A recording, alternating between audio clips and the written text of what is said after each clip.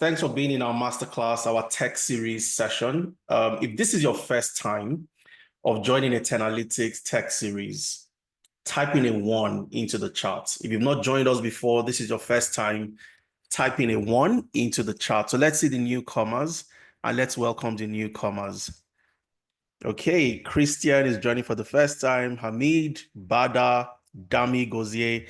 Absolutely phenomenal. Thanks for joining us today. We're going to have an amazing session over the next 1.5 hours.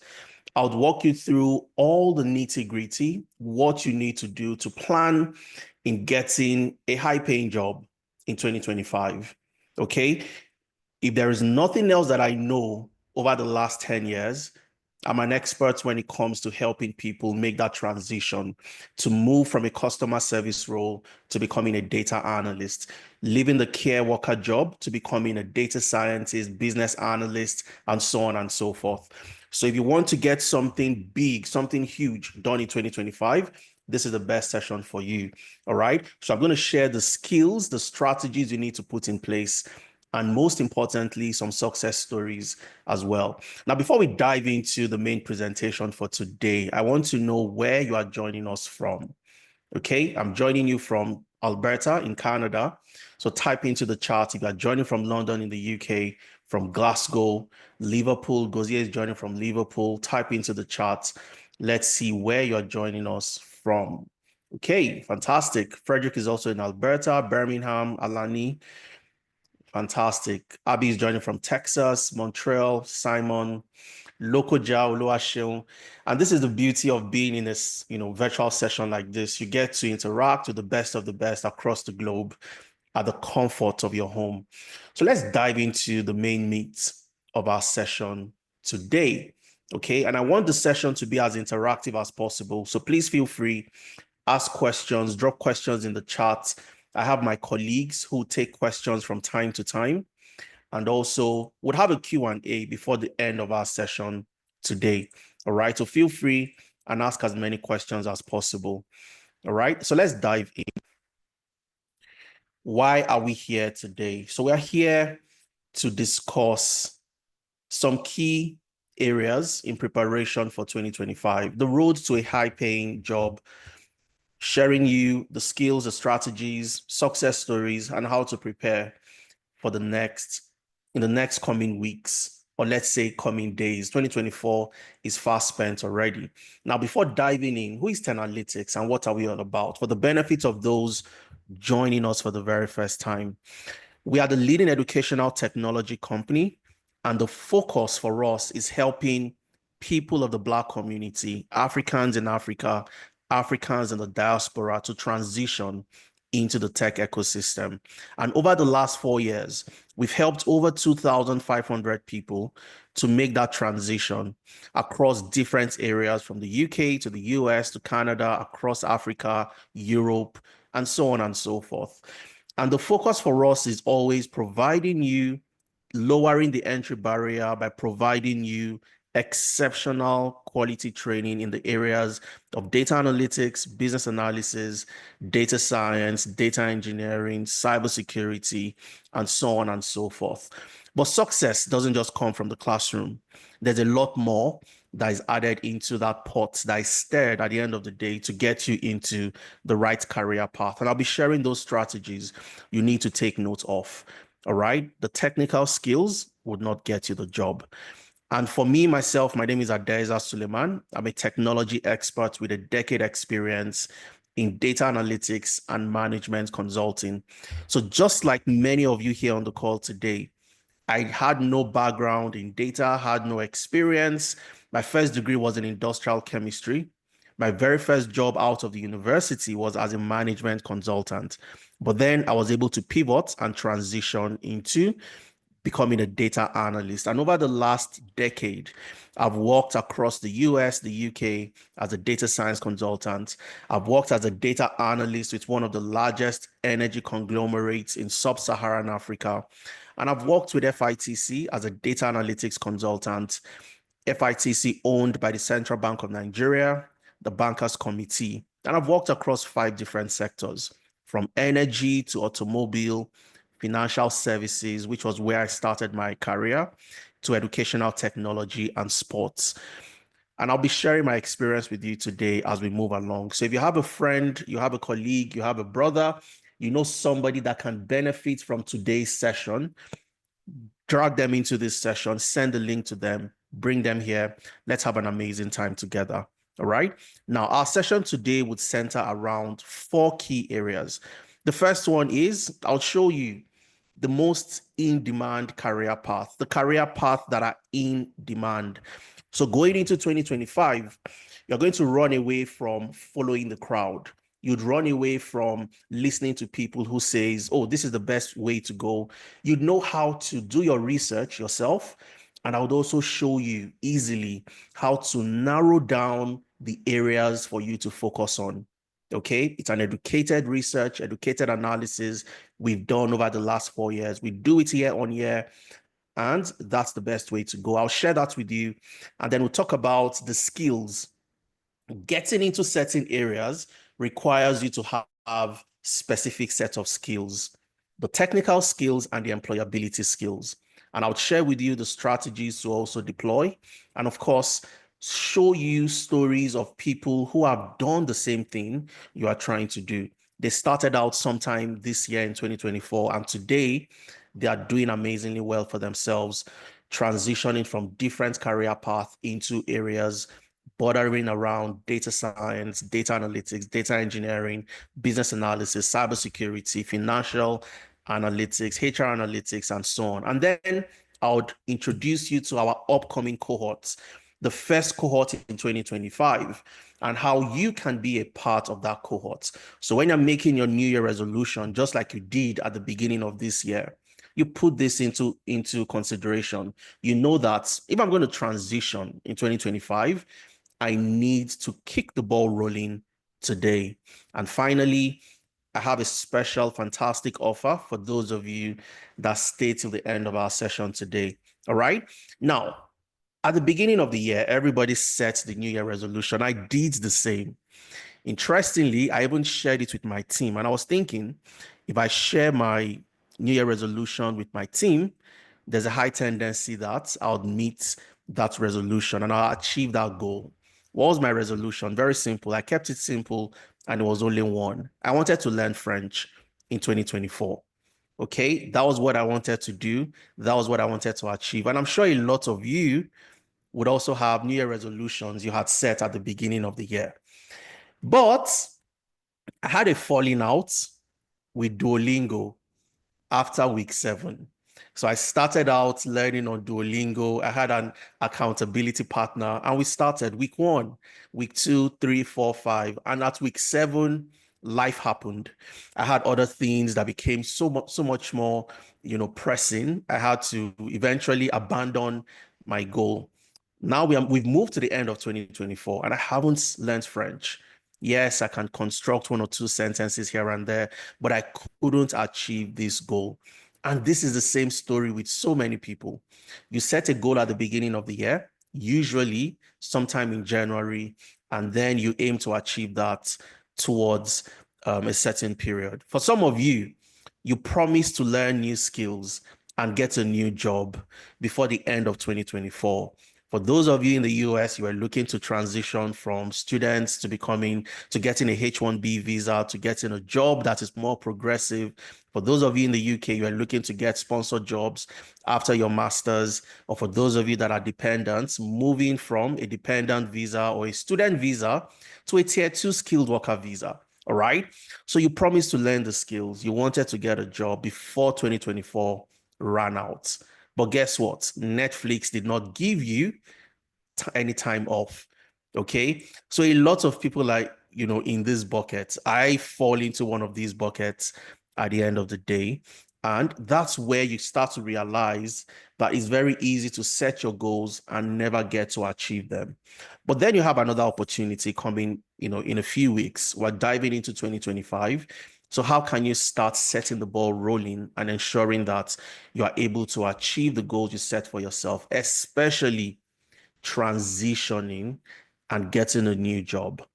Okay, so you are done with doing the warehouse jobs. You are done with doing the physically challenging jobs. You want to move into career path that are more progressive, career path where you have the opportunity to work hybrid, work some days from home, and some days you go into the office, or even get jobs that are fully remote, and then you get to earn fantastic salaries.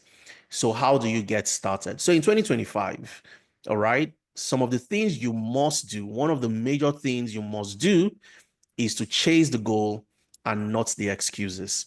And that's our watchword for today's session. Chase the goals and not the excuse. You'd always have excuses not to achieve your goals, all right? But going into next year, the idea is to chase the goal and not the excuse. So how do you start to do this practically? And that's what I'll share with you today, all right? Some of the mistakes you've been making and the ways you can start to navigate the space, narrow down into specific areas, double down and ensure that you move into those areas and get a job in that specific career path. All right. So chase the goal, not the excuse. Now, where do you start from? That's the question a lot of people would ask. I want to get a job at DESA. You've been saying that, okay, I couldn't do it in 2024. 2024 will be over in the next 10 to 11 days or thereabouts. Okay, in about 15 days, thereabouts, the year is over. So in 2 weeks plus, we move into 2025. So where do you start from? Which career path should you focus on and should you look at? Okay, and that's because selecting the right career path is one of the major success factors in landing that job next year. All right. So how do you select the right career path? Are you one of those people that listen to somebody who tells you that, oh, this career path is saturated, don't go there? Or I've been applying to jobs in this area and I've not been able to get the job? Or do you listen to people that tell you that, oh, product management is the new thing and I think you should get into product management? How do you control that narrative? How do you decide the career path that is best for you based on research, based on the future of work, where the world would be in the next 5 to 10 years? Okay, so where do you start from is the most important part. Now, it's when you look at starting from a specific area, it's important to also realize that the opportunities are there. There are people like you, they got started sometime this year, and today they have been able to transition. And I'll share those stories. And when you look at the opportunities, the immense opportunities available, especially within the tech ecosystem, the data ecosystem, it's absolutely phenomenal. And the question is, why are people not applying to jobs? So even though you have numerous opportunities, people don't apply for two main reasons. The first reason is simply because they don't have the skills. All right. So today you are a warehouse, you work in the warehouse, you work in Walmart, you work in McDonald's, but you want to transition, but you don't have the skills to transition. That's the number one reason. The second reason people don't transition into more progressive roles is simply because they don't have the skills and experience. So yes, you've learned, but you've learned on YouTube. You've learned in a non-structured approach. So you don't have the right skills and you don't know how to gain experience in that career path because no employer would hire you based on just the skills alone. Employers would hire you based on your skills and also your experience. So you find out that during the recruitment process, a lot of people drop out because they can't showcase themselves as the right person for that job, showing the skills they have and also communicating their experience. Looking at the UK, for example, about 50% of businesses that recruited in 2024 recruited for roles that required data skills. So if a role requires data skills, about 50% of companies would likely hire for that particular skill. It could be a data scientist, a data analyst, a data engineer, but 50% recruited for roles that required a data skill. Year on year, this always happens. There are potentially over 178 to 234,000 jobs available that are left unfilled simply because, number one, people don't apply. And number two, for those who apply, they don't have the skills and they don't have the experience. And some of the roles on top of that list in the UK, for example, you have the data analysts, you have the data scientists, you have the data engineers, amongst other roles. So the question is, if today I work in the warehouse and these jobs are available, 178,000 roles to 234, why am I not one of the people that can land this job?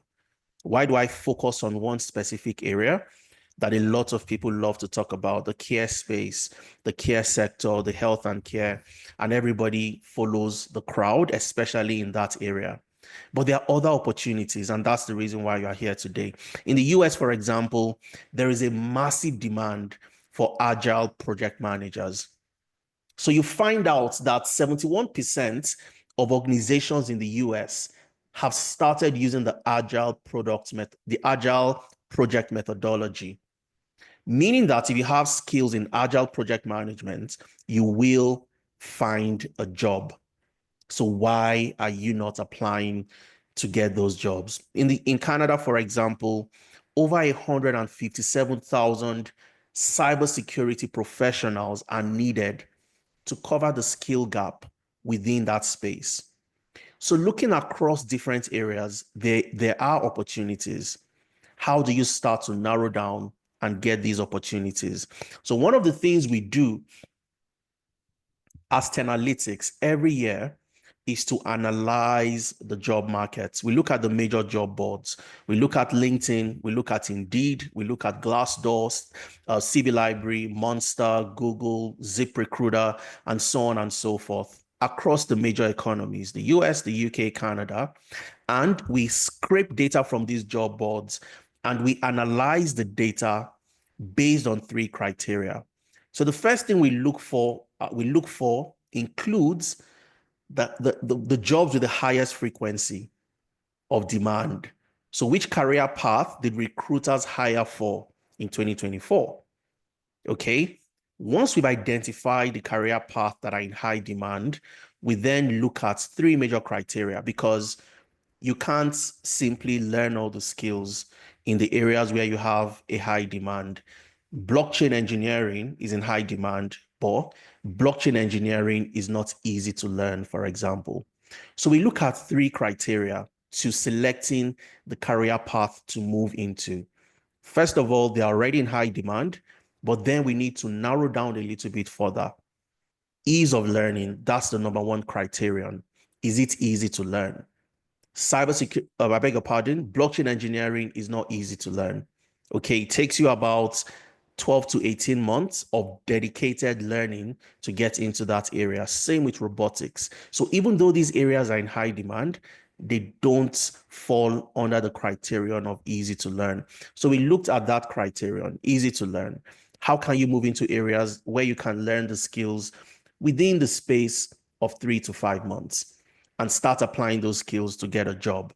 Then we looked at ease of transitioning, meaning that you could be a customer service professional, but then you learn the skills in business analysis, you work on projects, you build your experience, and you can get a job as a business analyst.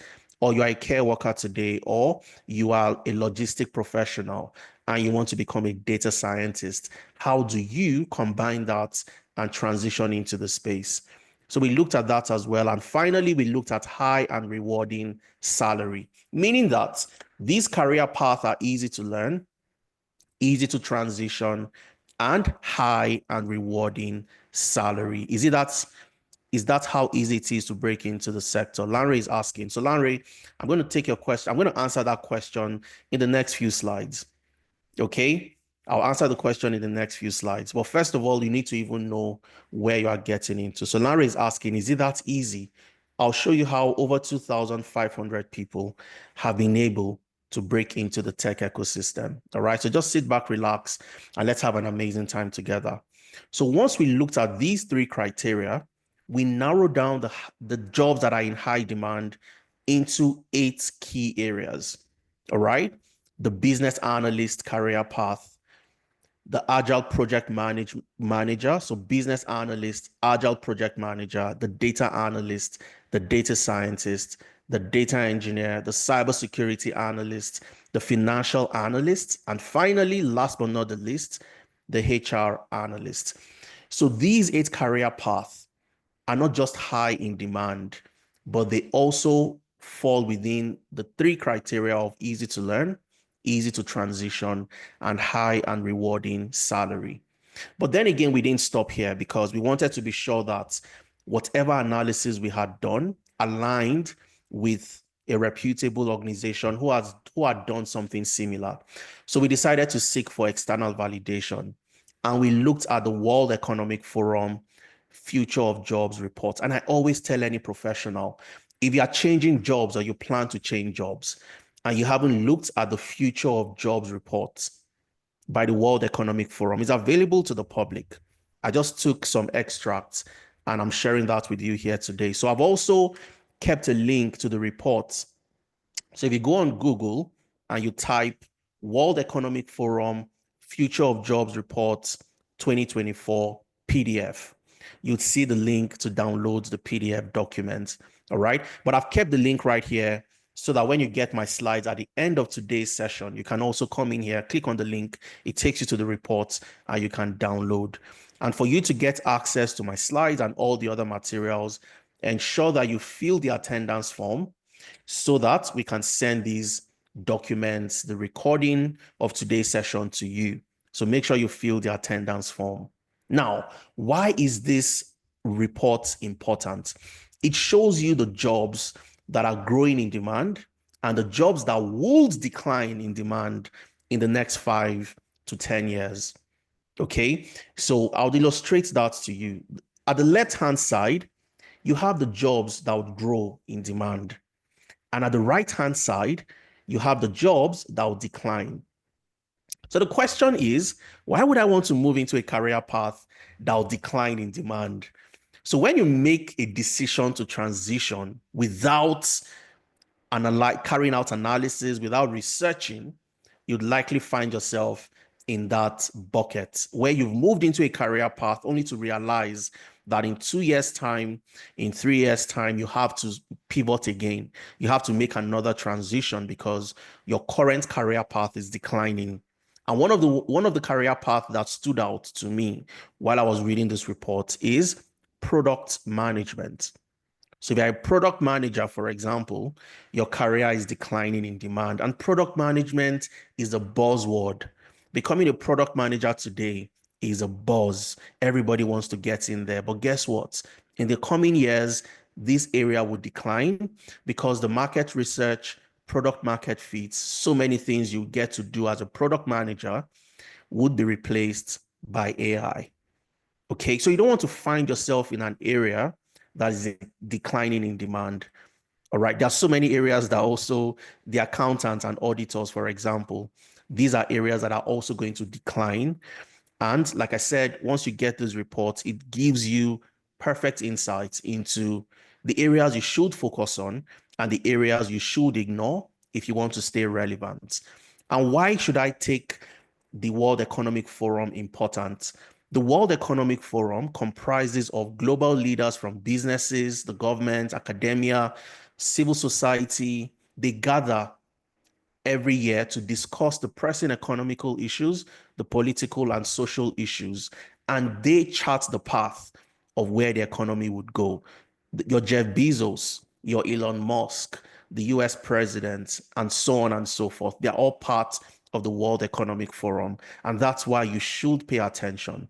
Now, let's look at the career path that would grow, because that's where we want to be.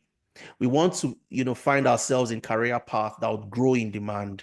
Now, number 1 on the list is the AI machine learning specialist, the business intelligence analyst, and then the data analyst and the data scientist.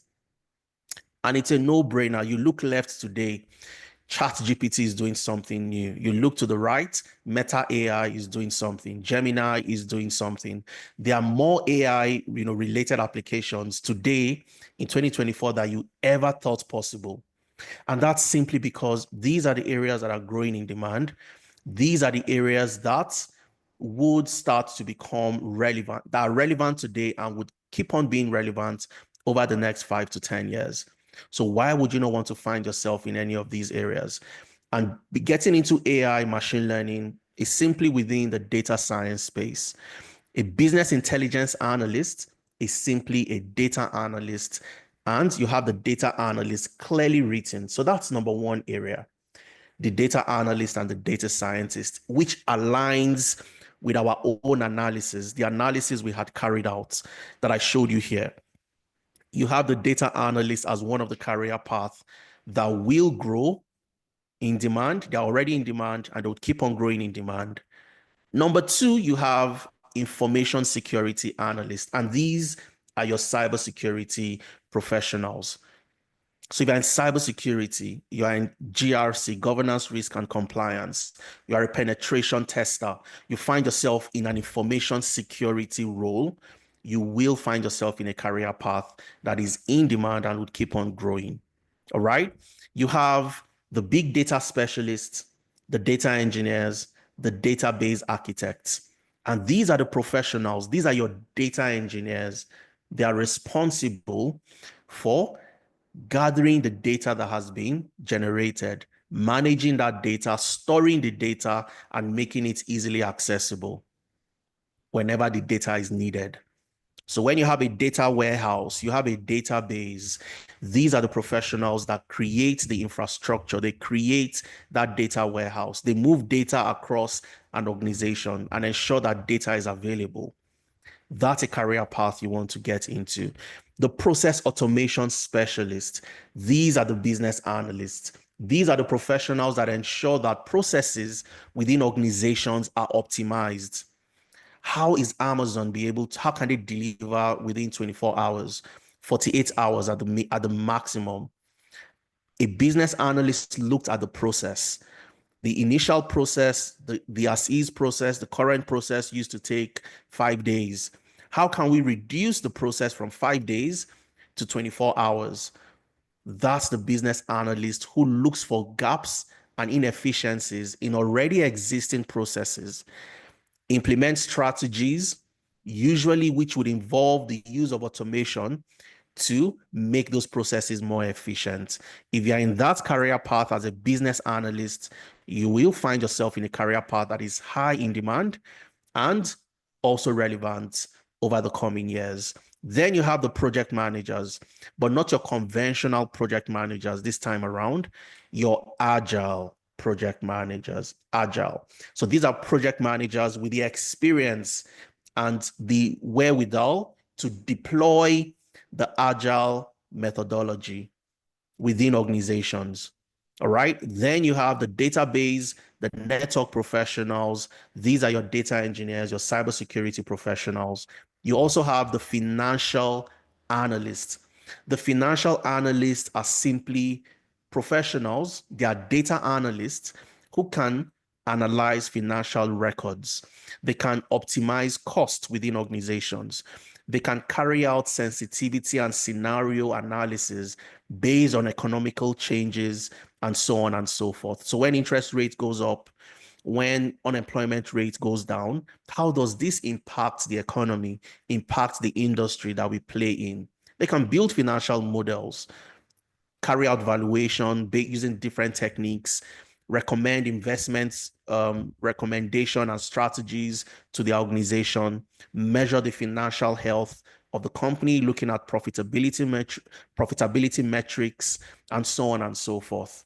The financial analyst is a data analyst that leverages financial records to help organizations take decisions that are data driven. So when you look at all these areas from number 1 to number 8, you'd get to find out that we had done our analysis and it aligns clearly to what the World Economic Forum also recommends. So if you find yourself in a data analyst career path, a data scientist career path, data engineering, cybersecurity, business analysis, financial analytics, HR analytics, agile project management / Scrum, you will find yourself in a career path that is high in demand, number one. Number two, career paths that are relevant and would stay relevant in the coming years.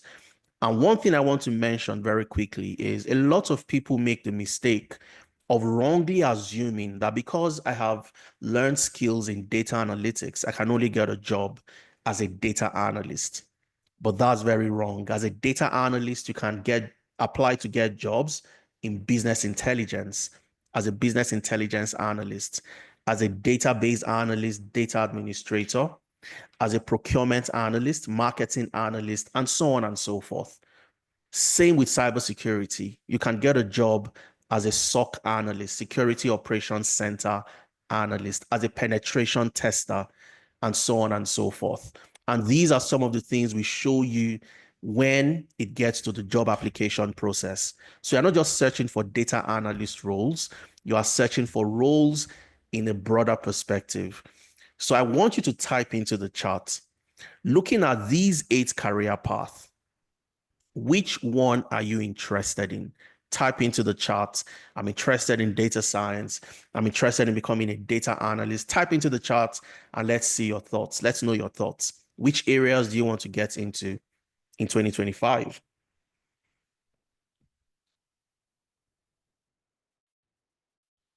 Okay. Says data science. Joanna, I'm interested in HR analytics. Gozier, data analytics. Denen says data science. Ada says financial analytics. Absolutely phenomenal. Victor says cyber. Okay, so let's get it coming. Let's get more feedback. Data science, cybersecurity from Collins. Do you think AI would affect the SOC position in cybersecurity? Innocent. I'll talk about that. But the general feeling is, or the general consensus is, AI would replace people, not necessarily the jobs. AI would replace people that don't know how to use AI to complement the already existing skills. So as a data analyst, for example, if you can't complement the things you do with the new AI, the new emerging AI technologies today, you will find yourself obsolete in the shortest time possible. All right. So you must complement the skills you have. All right. So AI is not going to replace SOC. Okay. It will complement. So you have to learn how to use that. And that's why you'd see that all the programs that we offer has some level, a module of AI embedded within the program itself. Okay. Ramona is still figuring out, which is perfectly fine. Now that you've identified, remember at the beginning, I said you need to identify the areas you're interested in. Once you've done that, the next thing you'd ask Adeza is, what are the strategies? How do I get into this area? Okay, how do I learn? How do I transition? And a lot of people make mistakes here. All right, but I'm going to show you how you must, the strategies you must deploy to move from somebody who has no knowledge, no experience to getting a job within that area. Okay, I'll share. It's a 6-step approach that you have to deploy.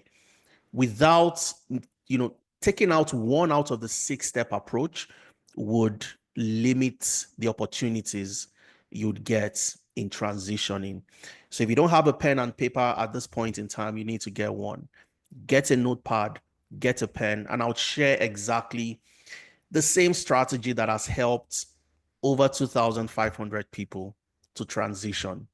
So when the gentleman asked the other time that, oh, is it that easy to transition? Of course, it's not easy, but these are the strategies you must deploy.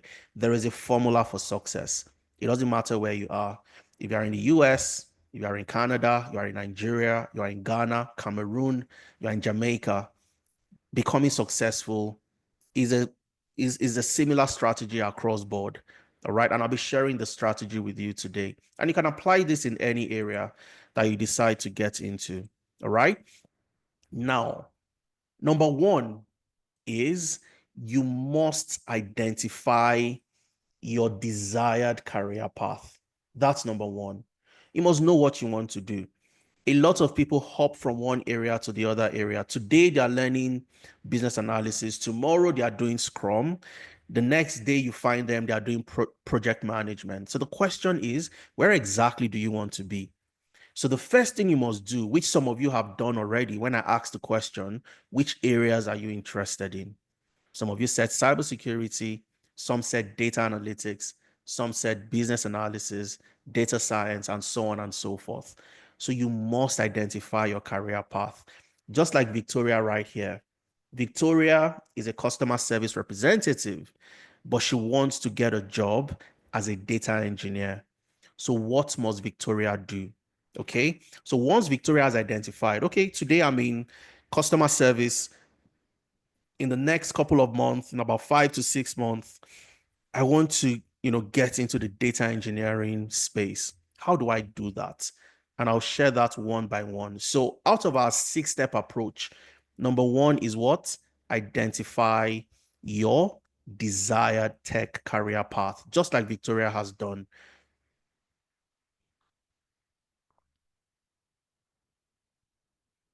Number two is you must learn the skills. But how you learn the skills determines your level of success. I can learn the skill on YouTube. I can learn the skill on Udemy. I can learn the skill on Coursera. I can learn the skill at any other organization like Tenalytics. Every single platform would give you different levels of success. Now, one of the advice I always give to people is if you don't have experience in that area, the worst way you can learn is by learning in a self-paced environment. Okay. So when I was starting out myself about a decade ago, 10 years ago in 2014, I I did all the things, so many people would have done. I made the exact same mistakes. I was watching YouTube videos, I was watching Udemy videos, but it was very difficult. And the reason was simple. There was no human being I could stop to ask questions. So sometimes I'm trying to write a simple SQL query, an SQL query, and I forget to put a comma somewhere and my query doesn't generate the result that I want. And I get stuck for 2 weeks. Myself and the co-founder, Efemena, we get stuck. We don't know what to do, nobody to ask questions. And it was a hassle. That was the biggest problems we faced. It was only by the tenacity we had and the determination that made us eventually transition. And it took us a long time because we really did not have somebody to ask questions. So one of the worst places to learn is in a self-paced environment, especially for those who have no experience in that area, because you figure things out yourself, which can be very difficult and frustrating. A lot of people cut their journey short the moment they face challenges like that.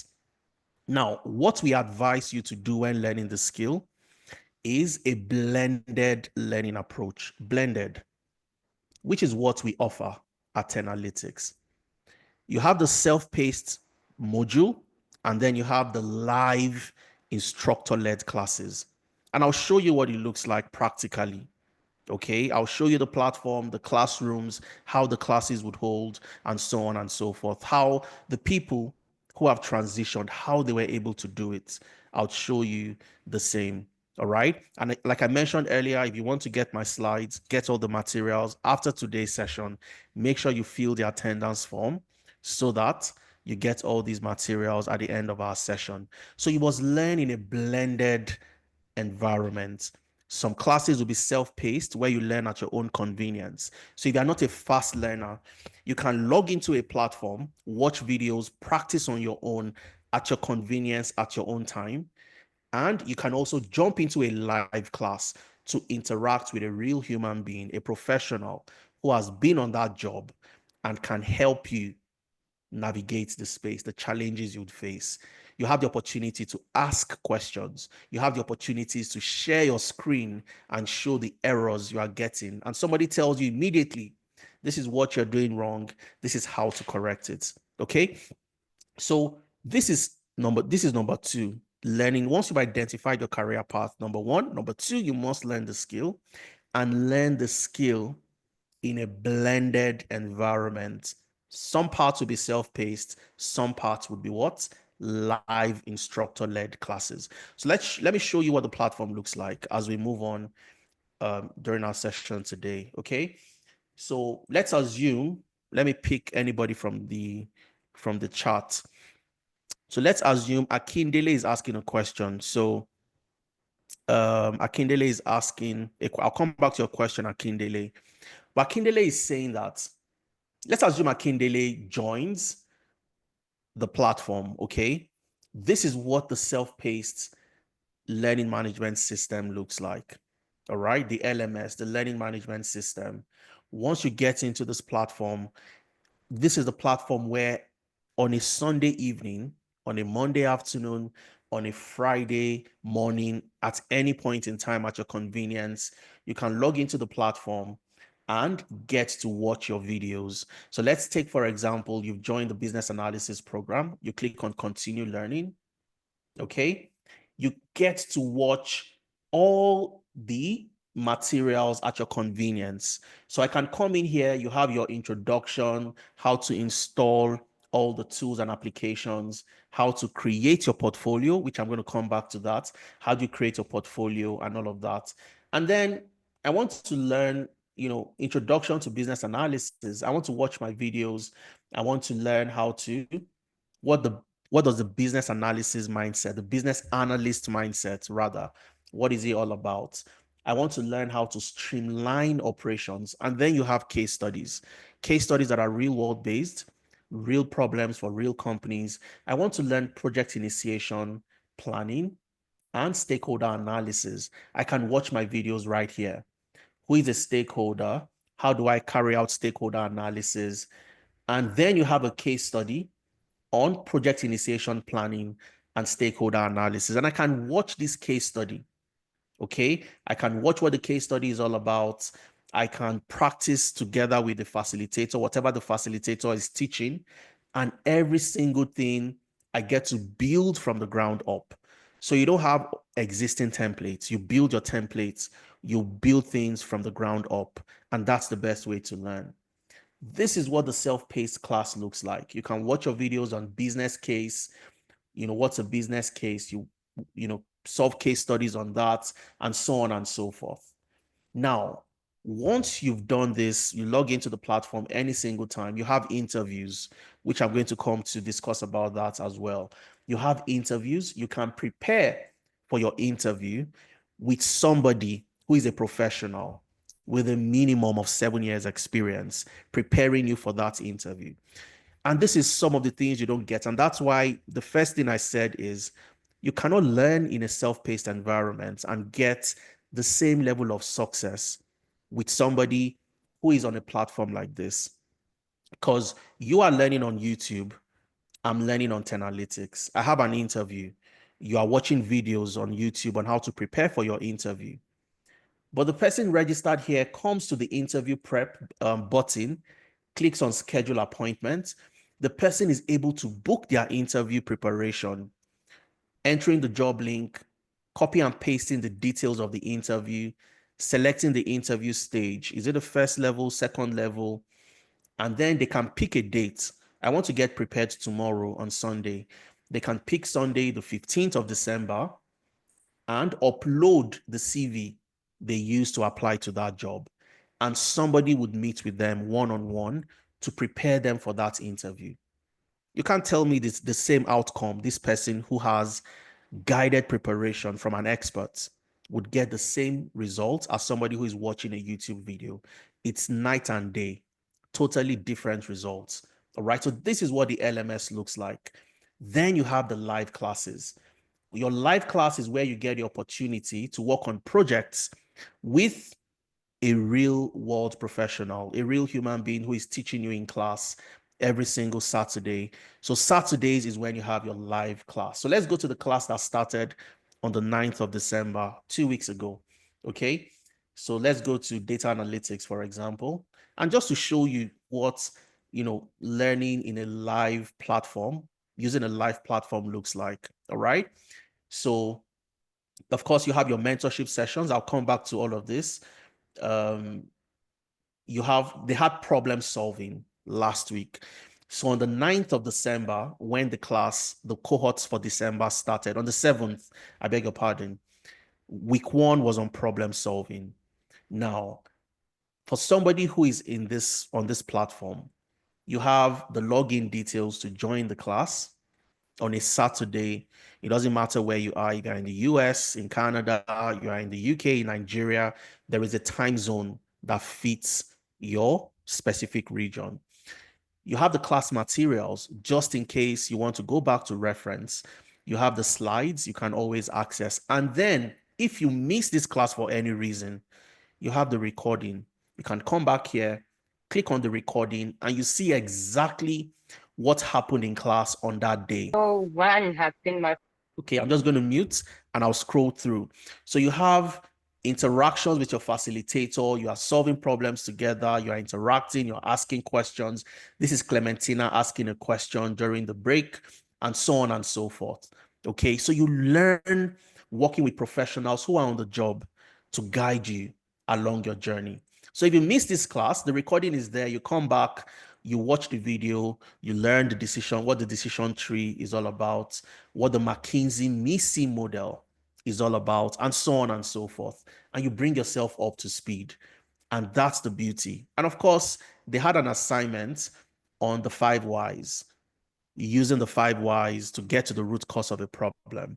So if you click down here, you have the assignments. You see people that have turned in the assignments, and you have the opportunity to get feedback on the assignment you submitted. So today, Saturday, they had their second class, week 2. They started on the 7th. On the 14th, Saturday, December, they had their second class, which was on Excel. So again, you have the opportunity to interact with a real world professional in real time. Can ask your questions, stop the trainer, and get clarity immediately. And that's how you must learn the skills, number 2. So I'm going practical so you understand and you can relate to all the things you need to do. So once you've identified the area you're interested in, just like Victoria, who is moving from customer service to becoming a data engineer, she can't go on YouTube to learn because she's going to get frustrated and drop out because she would find areas that are challenging and nobody to help her along the journey. So it's a blended learning approach when learning the skills. Some will be self-paced, some will be instructor-led. Once you've done that, number 3 is what? You must gain experience. And this is counterintuitive to anybody. Oh, how do I gain experience? If I'm a customer service professional, how do I gain experience as a data engineer? Or if I'm a banker in Nigeria, I moved from Nigeria I left First Bank in Nigeria. Now I'm in Canada, I'm in Ontario, I'm in Alberta. I want to get a job. How do I gain experience as a business analyst? And one of the mistakes people make is they assume that to gain experience means you have to take your backpack, hop into the train, get into an office to gain experience. No, gain project-based experience. So as you are learning the skills, which is the second step, the third step is where you must work on project case studies that are real world based. Okay? Case studies and projects that are real world based. And I'll show you practical examples. If you remember, when we went to the LMS, one of the things you do in all the program, you'd see where you have portfolio creation. Portfolio creation. All right. So what does the portfolio creation entail? And this is where, as you get to work on projects to gain experience, you must build a portfolio. Your portfolio is your showroom where potential employers, recruiters, hiring professionals can look into that showroom and they can see the quality of the work you've done. If you want to buy a couch, you want to feel that couch, you want to touch the couch, you want to see the quality of the couch before you go ahead and buy that couch. All right. You're not going to buy the couch because the person, the carpenter who built the couch, has a certification that they can build couches. No, you want to see the quality, feel the quality, touch it before you go ahead and buy. That's what you must do as a professional. You must show proof and evidence that you have experience. Okay. So I'm going to show you. Victoria wants to be a data engineer. How does she build a portfolio? Or what must her portfolio look like? All right. So I've kept different portfolios right here. One for Victoria. Victoria is a data analyst. Lemuel is a business analyst. Gad Nwachukwu is a data engineer. So let's look at the data engineer portfolio. So I'm going to click on that and it takes me to the portfolio. So this is Gad Nwachukwu, who is a data engineer. He joined our data engineering program, and this is the portfolio he built. So everybody, it doesn't matter the program you join, you must build a portfolio because that's the only way you can show your experience that you've done this job, you know how to use the tools and technologies to solve problems, not just you learning and cramming and then you pour it out when you have an exams and things like that. Okay. So now let's go to one of Umachuku's projects.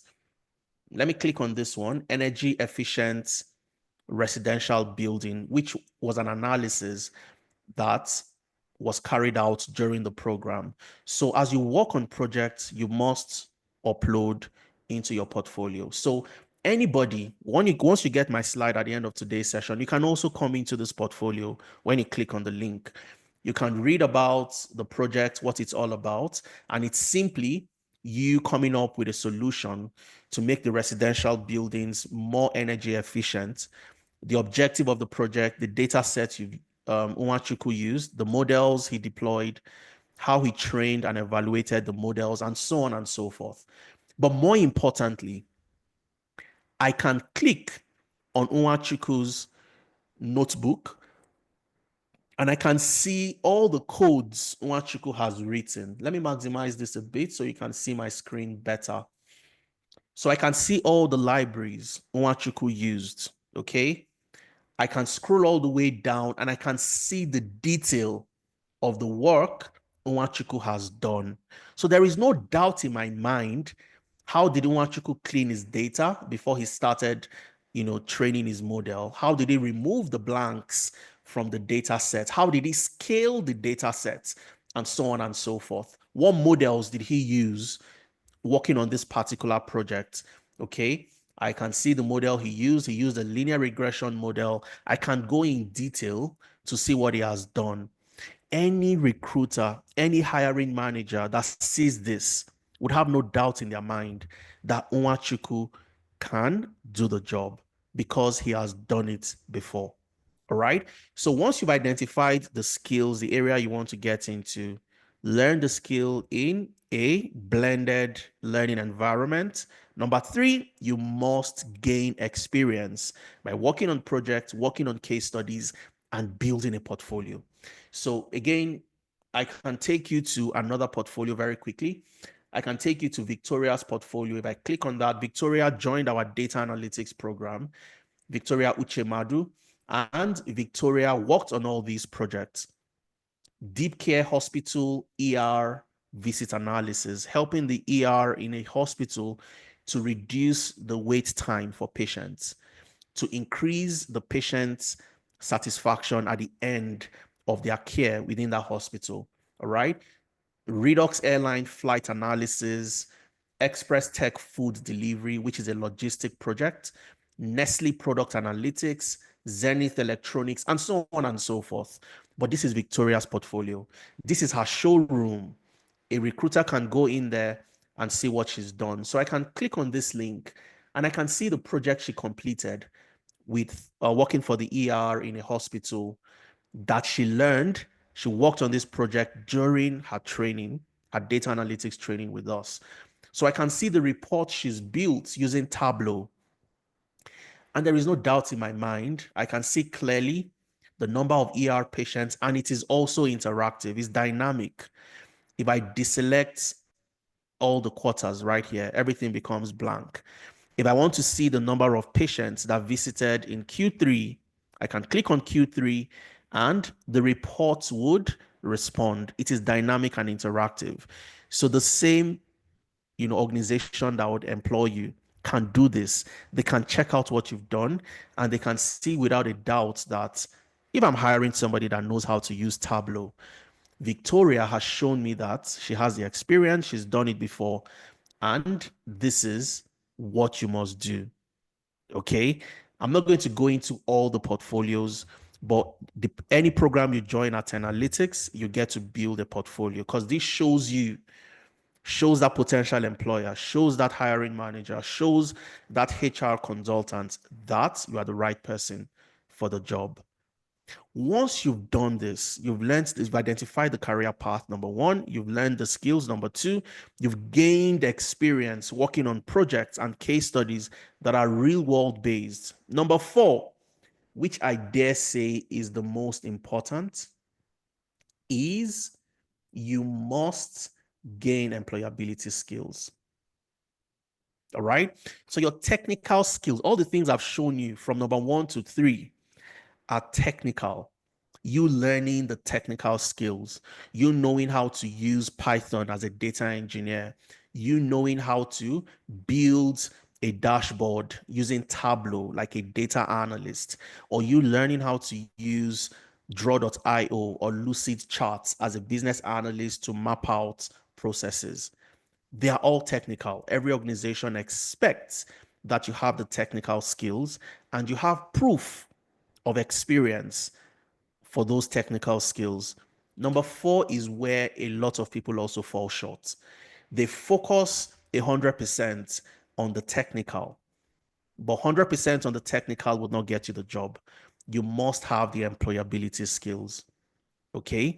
You must know how to tailor your CV to job requirements so that when you put out your CV for an application, it goes through the ATS system because keyword optimization.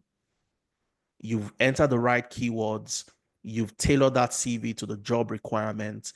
You are not one of those people that use one CV to apply to 1,000 jobs and you expect to get results. You use multiple CVs to apply to multiple jobs. And that's where you start to get the results that you need to get that job.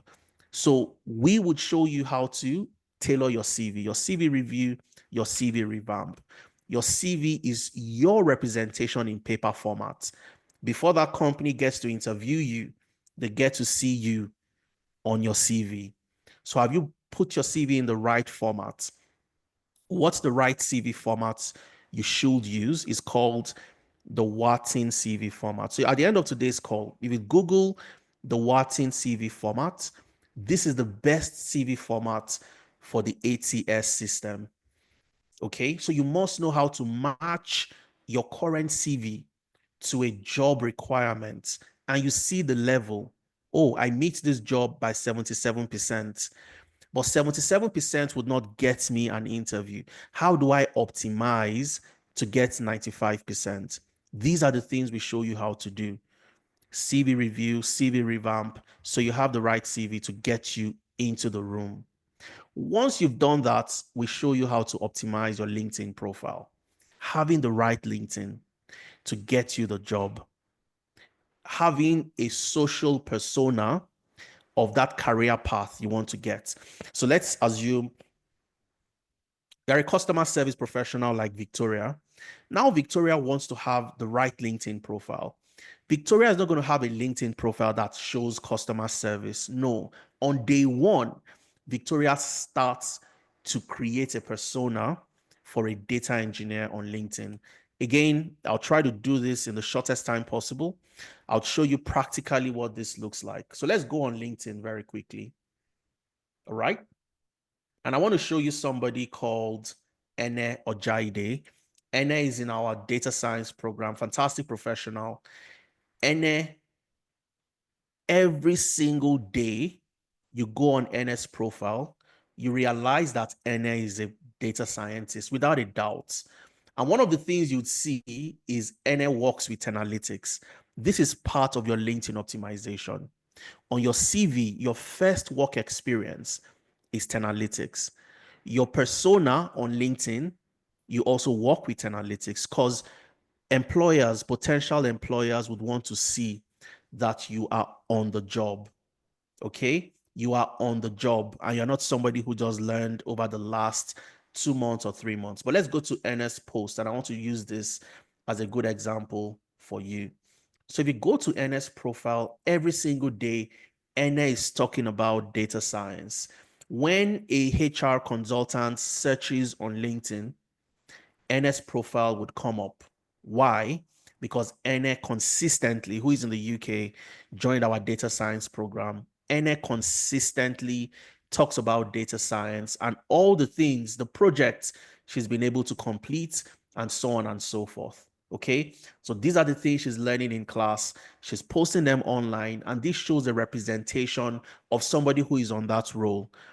I'm not going on LinkedIn and I'm seeing somebody who is a customer service professional, but on her CV, she's a data scientist. It makes no sense. And Ene was able to get recognized and had the opportunity to interview for roles while making posts on LinkedIn. Okay, so if you scroll all the way down, you're going to see different projects that she's built and she works on. And that's where you start to understand how to optimize your LinkedIn profile to attract the best organizations to yourself. We show you how to navigate the job market because you need to know where to apply, how to apply. As a data analyst, I should know that I can get a job as a business intelligence analyst. I should know that I can get a job as a market research analyst. As a business analyst, I should know that I can get a job as a process optimization analyst. I should know I can get a job as a change management professional. So these are the things we show you where to apply, how to apply.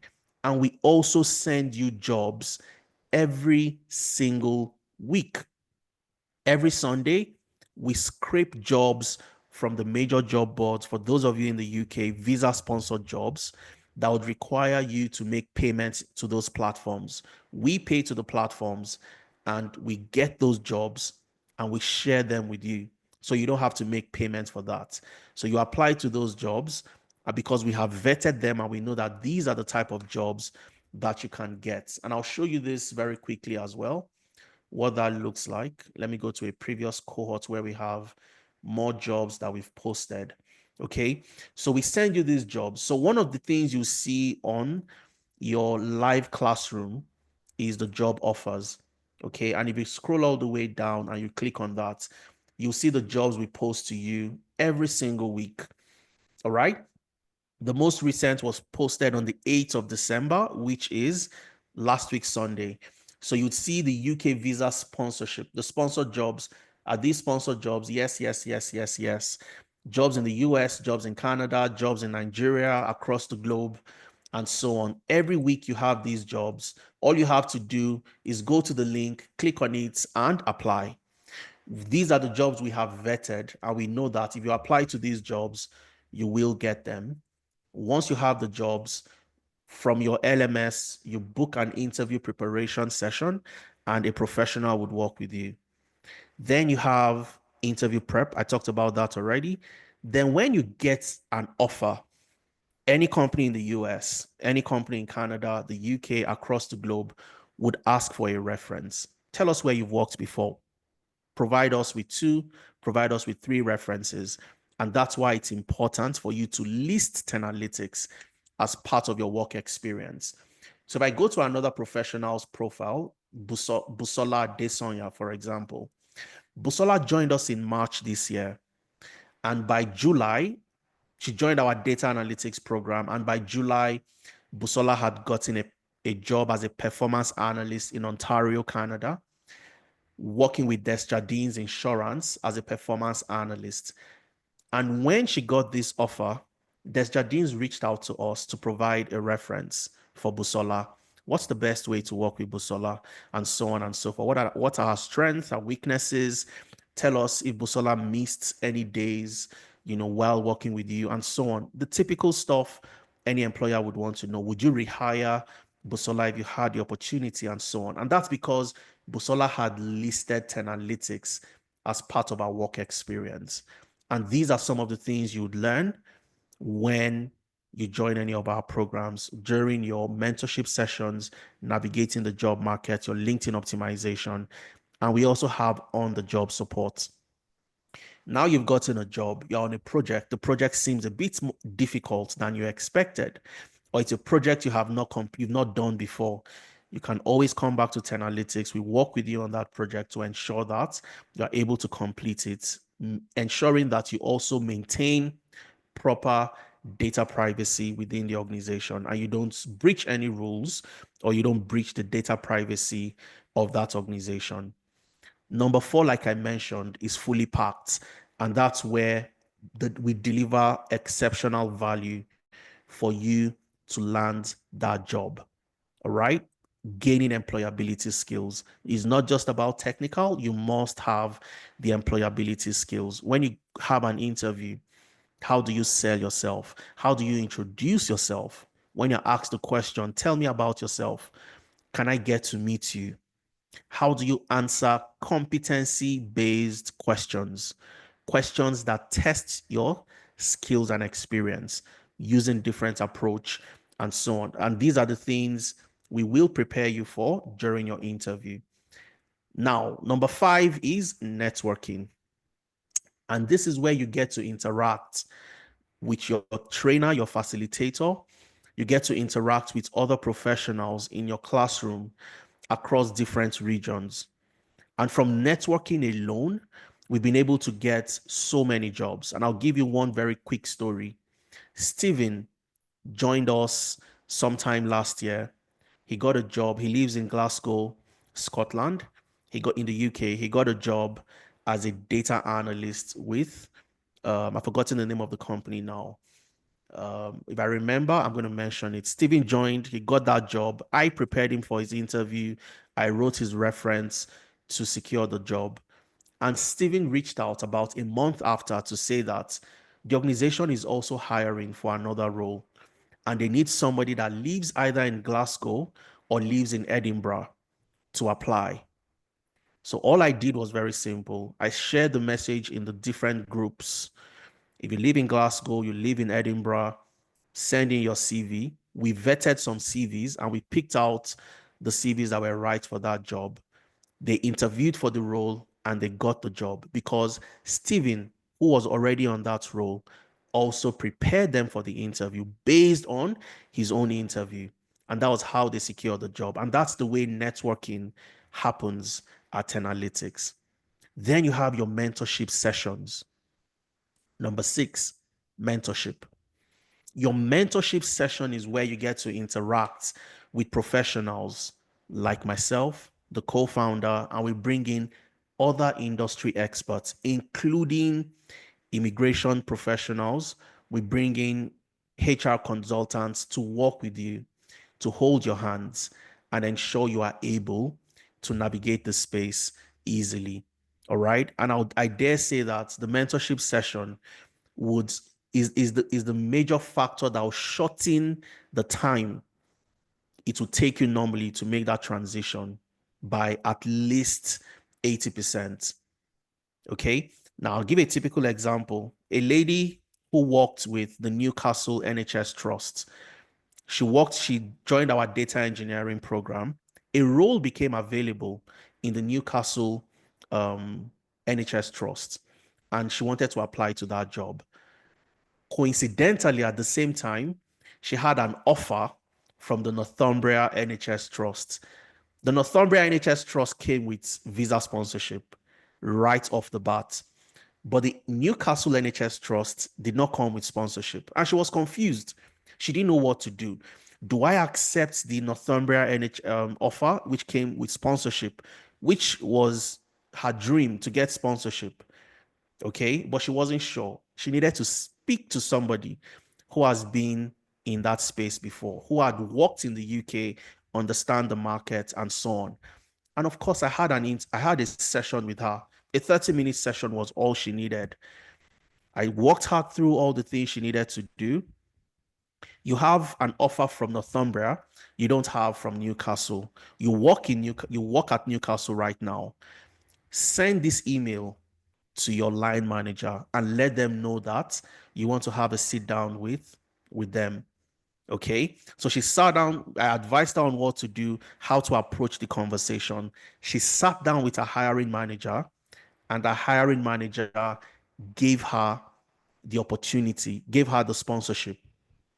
Okay. The offer from Newcastle, which did not come with sponsorship initially, now came with sponsorship. So now she had two offers.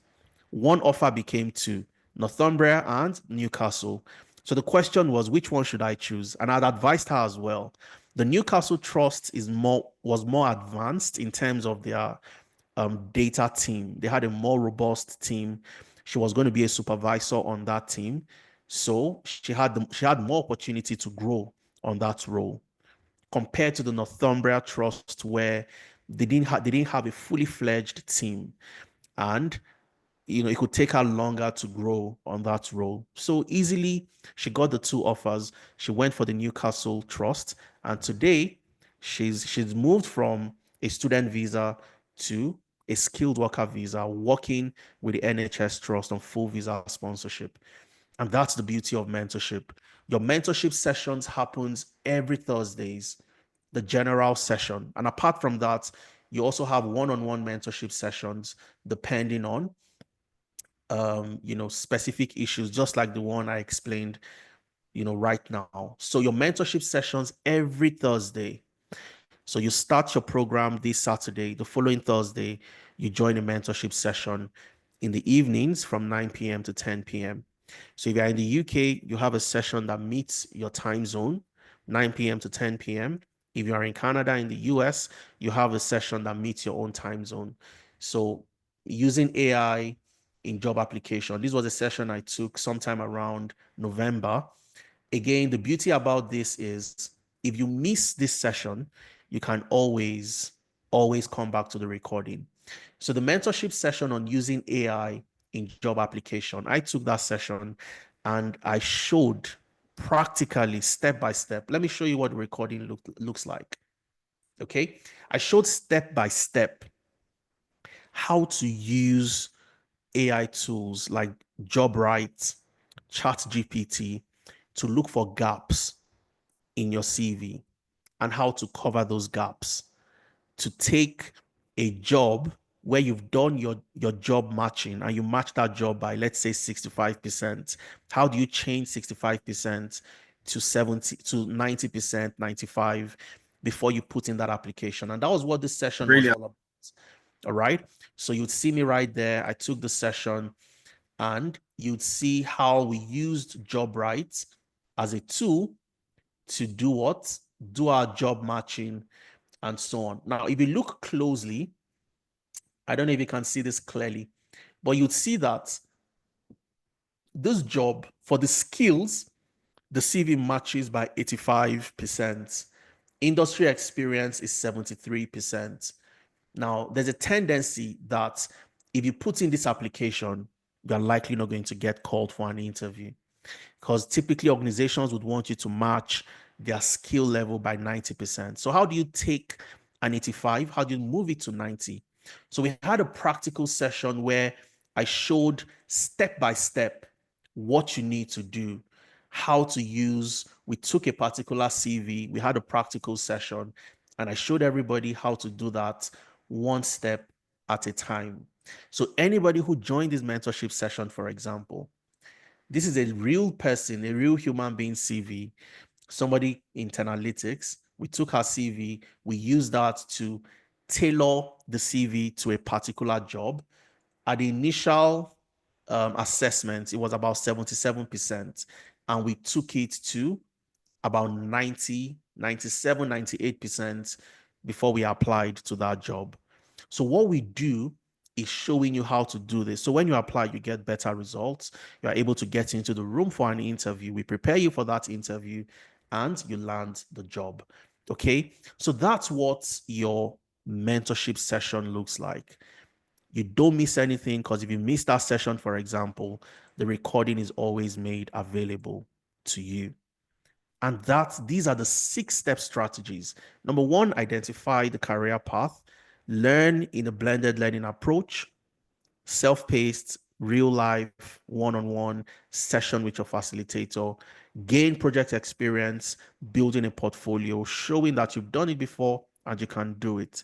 Learn employability skills, how to tailor your CV, your LinkedIn, how to interview, getting the support for a reference, knowing exactly how to apply, where to apply, networking, and finally having access to mentors. Not mentors that learned on YouTube, not mentors that completed programs on Udemy, but mentors that have worked in that area that you're trying to get into. And that's how you secure the job. Okay. So it always seems impossible until it is done. Like the gentleman who asked me the other time, oh, is it that easy to transition?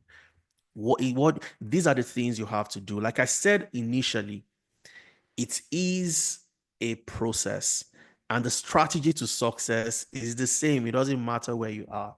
Once you apply this strategy, this is what gets you successful. Over 2,500 people have applied the same thing and they've gotten success at the other side.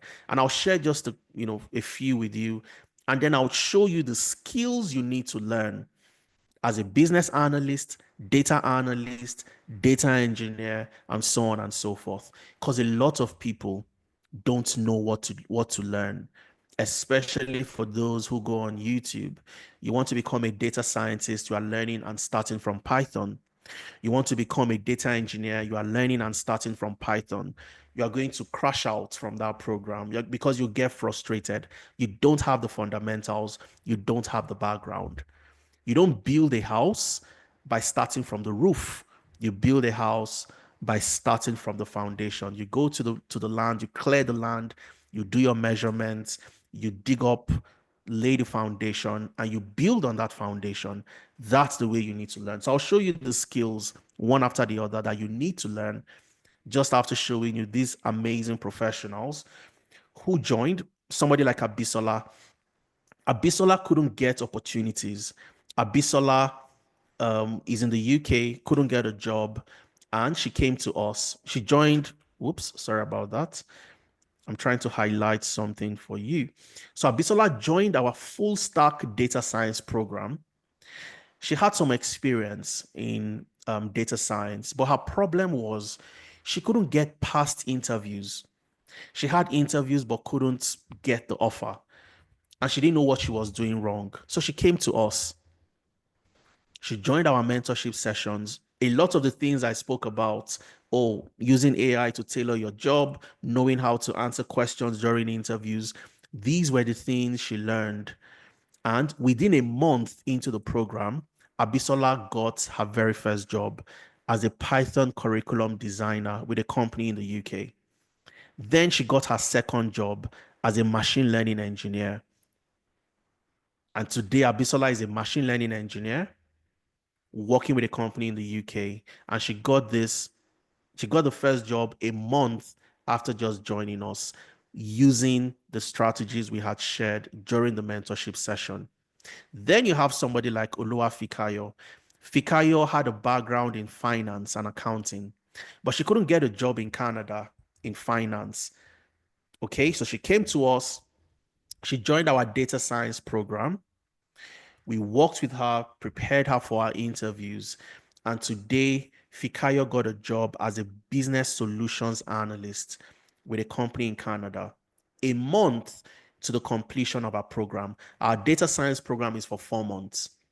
3 months into the program, before her internship, Fikayo got this job. All right, I'm going to play Fikayo's video. You're going to listen to her, and you would see how she was able to do this from Fikayo's own words. Okay, and you have so many other professionals. You have Ikmat. Ikmat was a stay-at-home mom in the UK, moved to the UK for her master's. She had been out of work for about 2 years and she wanted to move back into the job market. She joined our data analytics program. And today, Ikmat works with the NHS as a data analyst on full visa sponsorship.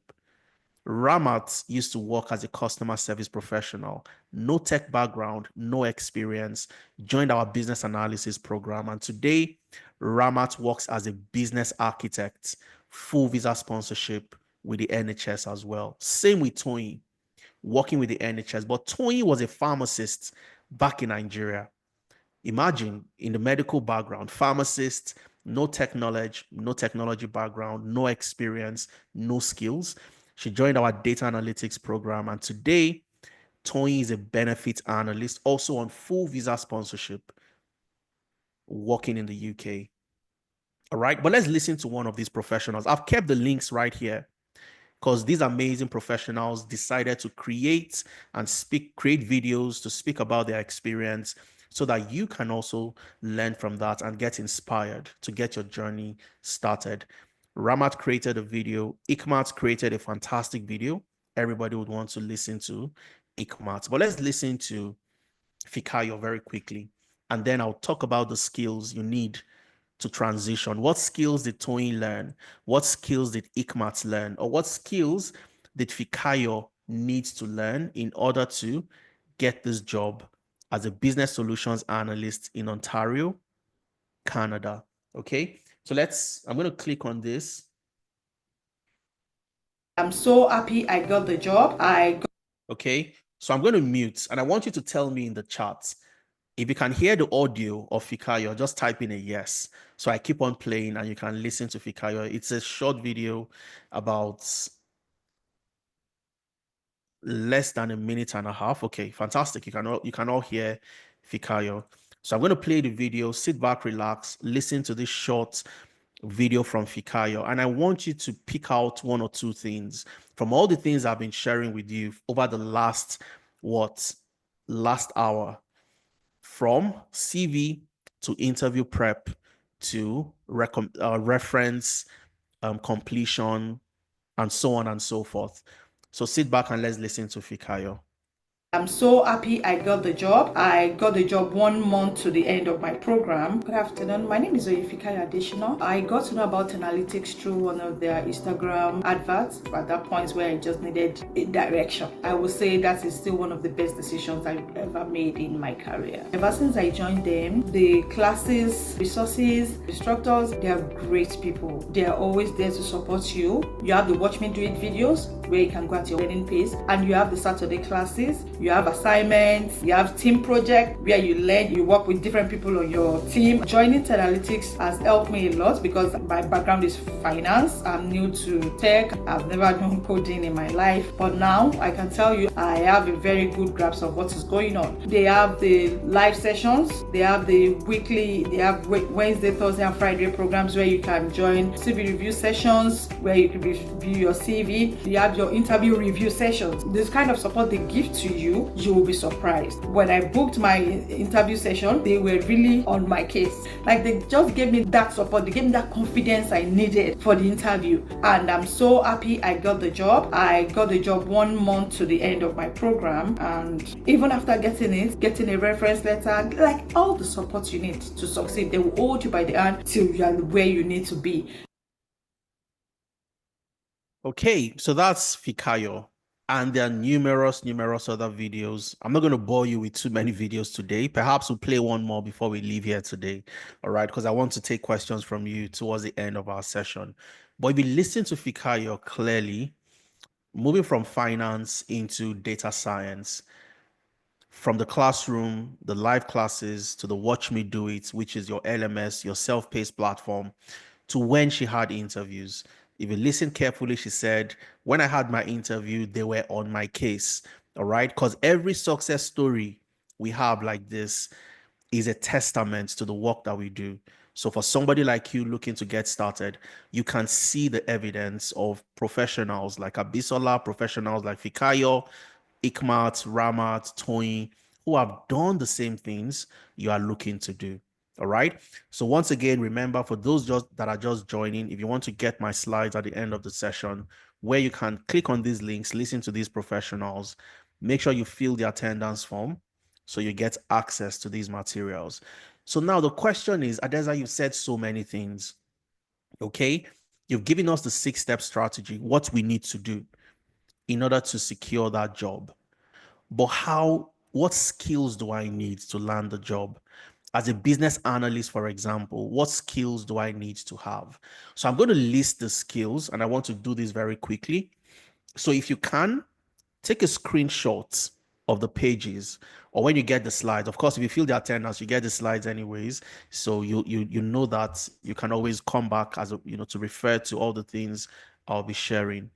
The skills are very important so that you don't learn what is irrelevant and you keep on learning forever, because there are people that learn forever.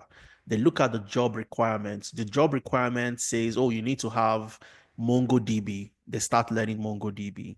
They look at another job requirement. It says you need to know how to use C sharp. They start learning C sharp. They see another requirement and it says you need to know how to use um, Looker Studio, and they start learning how to use Looker.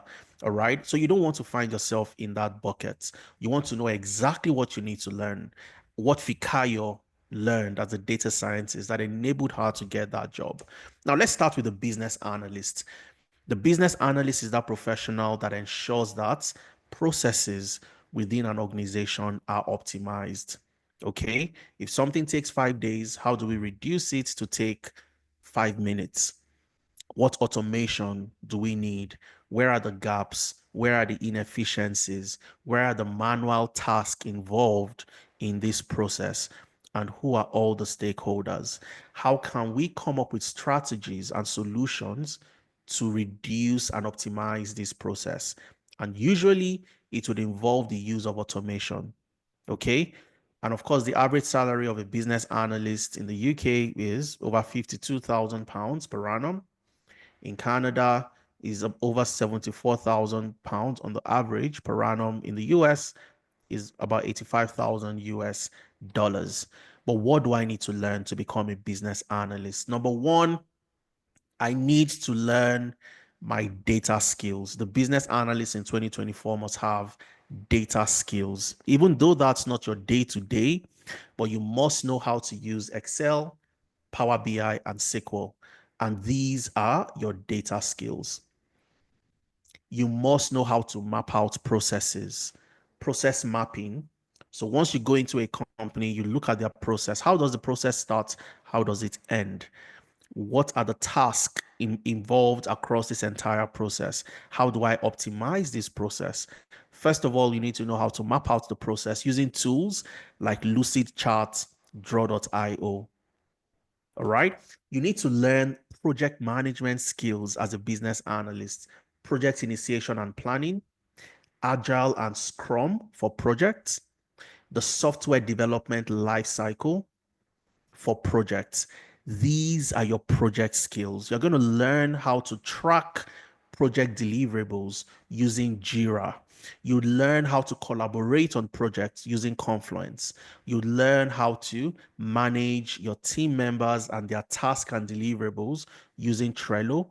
And you'd also deploy the agile methodology, ensuring that all the different the different frameworks and tasks are met using what? Azure DevOps. And these are the project management skills and tools that you need to learn as a business analyst. You'd learn requirement fundamentals, gathering the requirements by speaking, holding workshops, setting up focus group sessions, interviews to get the answers, to get the requirements that you need to make that process more efficient, to come up with a solution to solve the problems within that organization. You learn elicitation, which is knowing how to ask the right questions to get the results that you need. You learn how to analyze and engage your stakeholders, how to communicate to stakeholders, how to analyze, to rank your stakeholders based on influence, and so on and so forth. And finally, you'd learn how to use ChatGPT for business analysis. Remember, I talked about embedding AI into what you do today. All right. So these are the tools and technologies. These are the skills, the key learning areas that you need to learn to become a business analyst.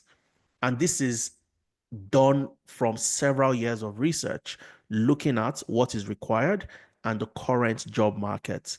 So once you have the skills, you are well on your way to becoming a business analyst. And how do you learn with us? Your learning timeline is for 4 months.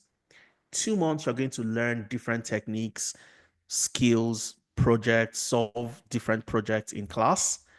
And then for another 2 months, you join our internship where you get to build and manage a web application project. So you work for a company that has a manual HR department.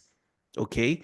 You'd work together with a real software developer, a real agile project manager, a real UI UX designer, and you'd come up with a HR management system that would optimize the processes in that department for 2 months. So this is where you gain the real world experience.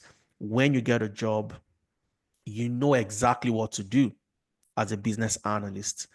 The internship does not involve you going into a real company. You're not going physically into a company, but you're working on a project-based environment, working with your team members, four in a team, and you're solving the problems together. Each team would comprise of a business analyst, a software developer, an agile project manager, and a UI UX designer, and you bring this solution to life.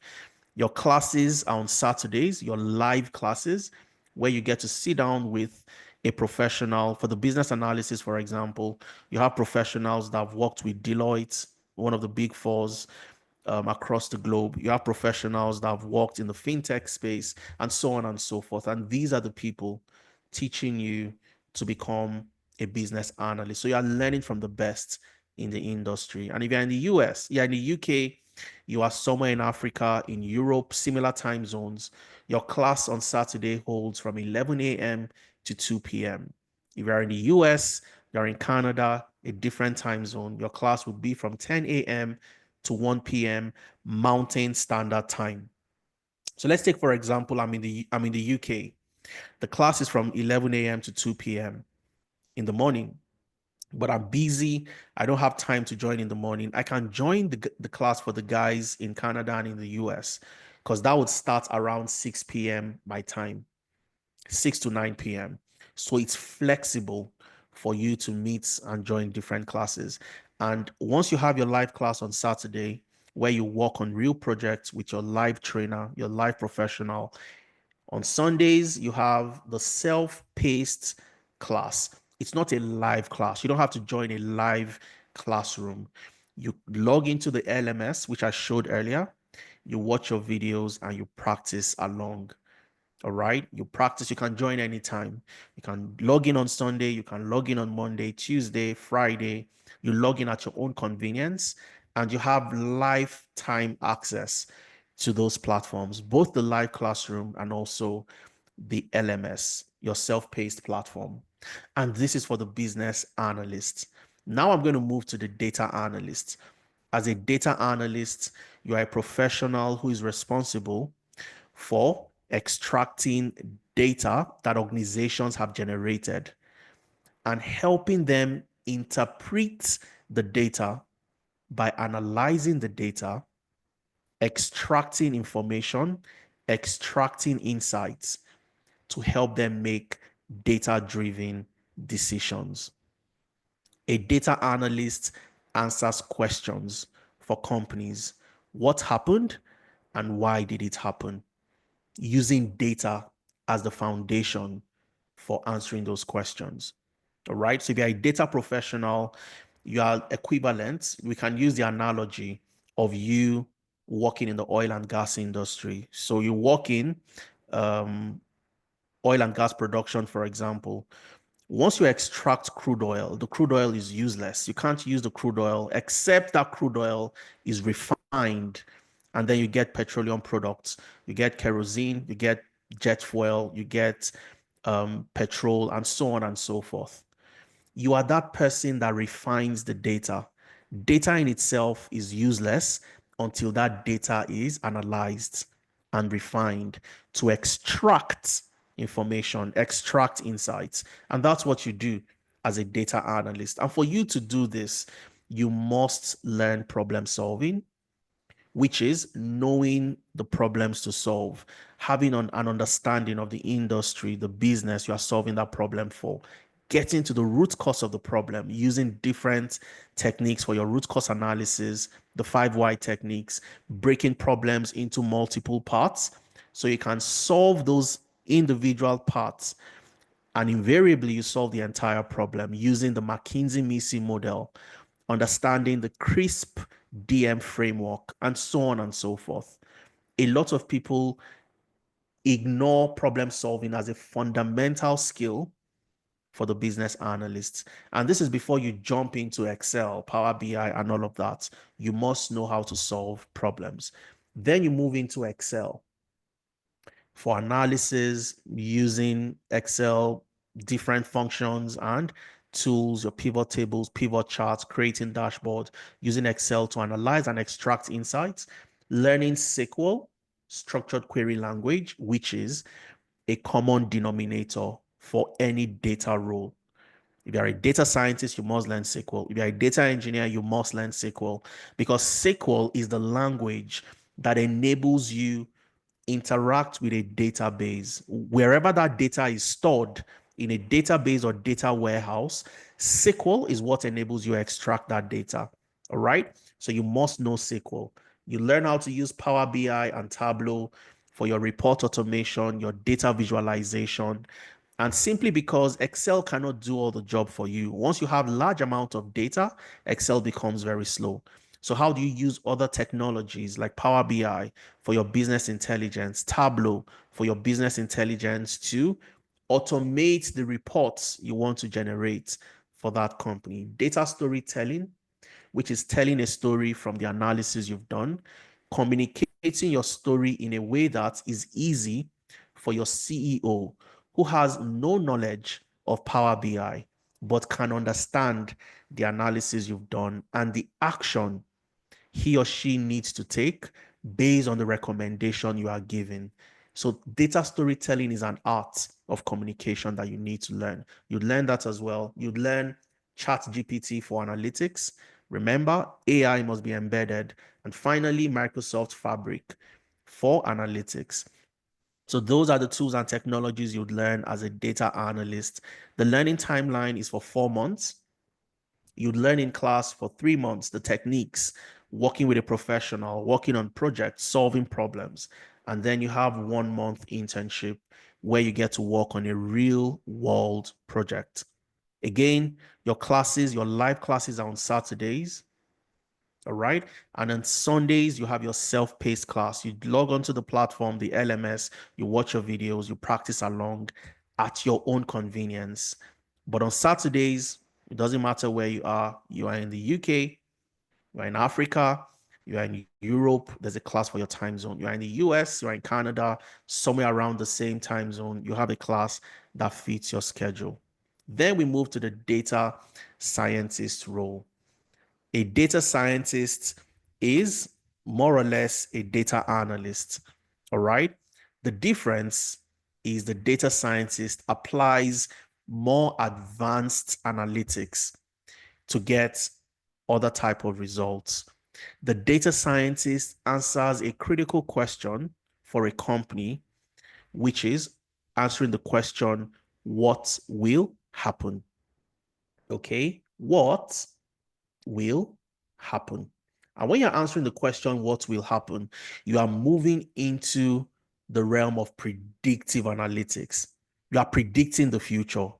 Okay. For so many people, you've watched different movies where there's a witch using a crystal ball. They can see the future and say that, hey, don't do this. If you do this, this would happen. Or you're watching a Nollywood movie and somebody, a babalawo somewhere, throws down the cowrie and says, hey, the road is not good.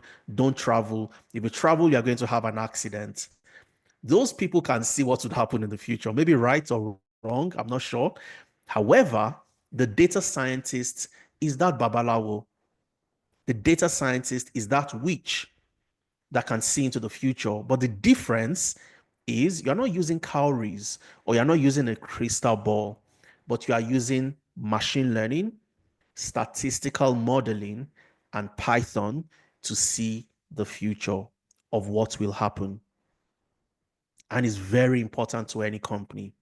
Amazon in December, before December, in the month of November, October and November, decided to hire over 550,000 employees, short-term staff. And the reason why they decided to do that, 250,000, I beg your pardon, 250,000 short-term employees, contract staff. And the reason why they decided was they had analyzed the previous historical data to see what will happen in December. And based on the analysis, they could predict that sales would go up by 4.3% compared to last year. And if sales would go up by 4.3%, it means that more customers are buying, and you'd also have the need to deliver those products, those parcels to the customer. And they can prepare ahead of time for that eventuality that will happen in the future. So the data scientist has helped them answer the question of what will happen. So the data analyst answers the question, what happened? Why did it happen? The data scientist takes it a step further to answer the question, what happened? Why did it happen? And what will happen? And for you to be able to predict, you must have a foundation in statistics. Data science is not going to learn the fancy names like Python. Python is a part of the process. But if you start learning data science with Python, what you're doing is equivalent to building a house and you are starting from the roof. You don't have the foundation. So how do you forecast and predict the future? Statistics is the foundation. That's the lever in which machine learning is hinged around. You learn how to use Excel, but this time around, Excel for forecasting and predictive analytics. You'd learn Tableau, you'd learn SQL before you move into Python. You'd learn how to use Python for your exploratory data analysis, EDA, your machine learning, computer vision, version control using GitHub. You'd also get to learn how to use the GitHub Copilot and ChatGPT for your AI in data science. And finally, you get to learn Microsoft Fabric. Microsoft Fabric is a new platform launched by Microsoft in the last 2 years. It has different analytic materials. You can write SQL queries in Microsoft Fabric. You can write Python codes in Microsoft Fabric. You can build dashboards in Microsoft Fabric. So organizations are moving into Fabric because of its, collaborative functionalities. I can be somewhere in Alberta, Canada. Somebody else can be somewhere in Texas in the US, and we can work on the same platform in Fabric using a data lake I have created. That person can write Python codes to build a machine learning from that data lake. I could collaborate with somebody else who is in Spain, and the person builds a dashboard using that same data lake. And that's the beauty of learning Microsoft Fabric.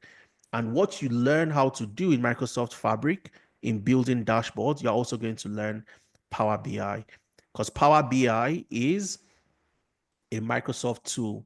So you will learn how to use Power BI in Microsoft Fabric to build dashboards. The timeline is the same, just like the data analytics program.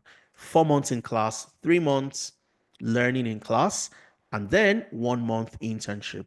And it doesn't matter where you are in the UK, US, Canada, Africa, Nigeria, Cameroon, Zambia. You have a class that fits your time zone. Your live classes are on Saturdays. Sundays is a self-paced class. Now going to the data engineers. And of course, the data scientist earns amazing, fantastic salary. In the UK, over £55,000 per annum. In Canada, almost 6 figures, 94,000 Canadian dollars. And in the US, 6 figures, 121,000 US dollars. For the data engineers are responsible for making the data available.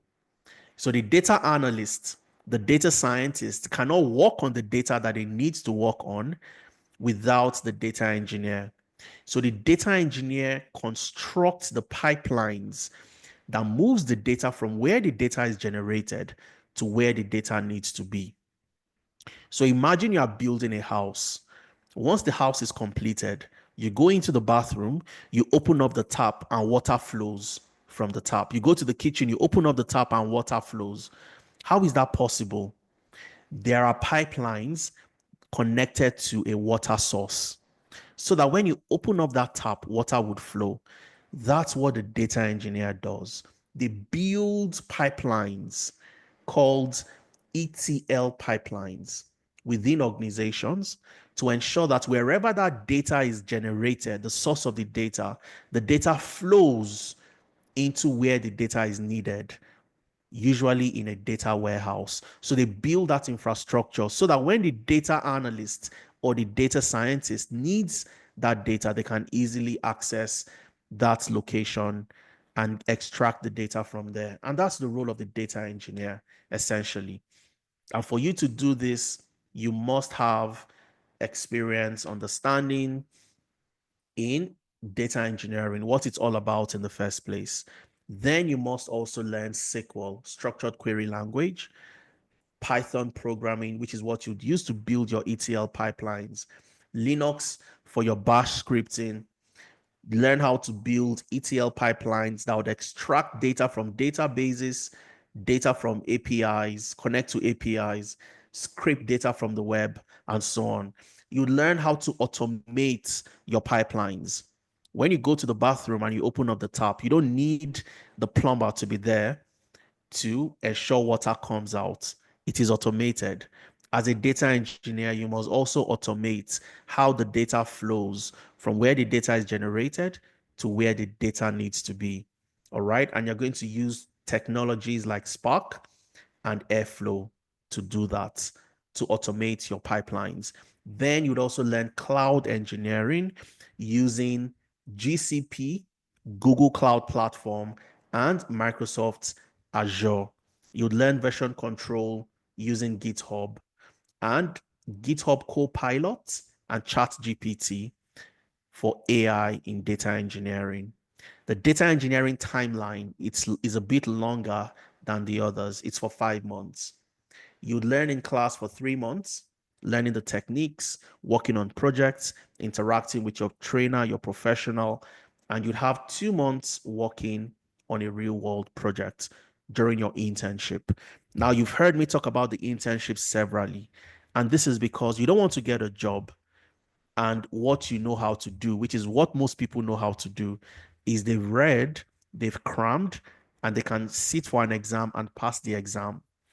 But when they are given the job to do, they don't know what to do because they've not done it before.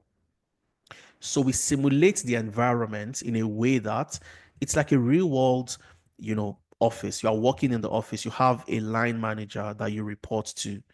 You work on the project together with a data analyst, together with a data scientist, and your role as the data engineer is to make the data available. So you're going to deploy the techniques, the technologies you've learned to build that data infrastructure, put the data in a data warehouse so the data analyst, the data scientist can work with that data. And together, you solve the problem. Because in a real world environment, when you work in an organization, you don't work in isolation. You work together with in a cross-functional team of other professionals. For the data engineering program, your live classes are on Saturdays. The timing is a bit different. If you're in the UK, you're in Africa, similar time zone, you're in Europe, it's from 4 p.m. to 7 p.m. If you're in the US, in Canada, similar time zone in North America, it's from 8 a.m. to 11 a.m. Mountain Time.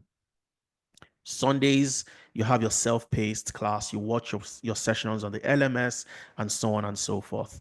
Then you have the financial analyst. What does it take to become a financial analyst? Who is a financial analyst? A financial analyst is a data analyst. Make no mistake. The only difference is their focus is not on all types of data. They don't take customer data, they don't analyze research data, they don't analyze all different types of data, but their focus is on financial records. So they take financial records to determine the profitability, return on investment, return on equity, measure the financial health of the company. They help build financial models for a company getting into a new venture. What's the best case scenario? What's the worst case scenario? What's the base case scenario?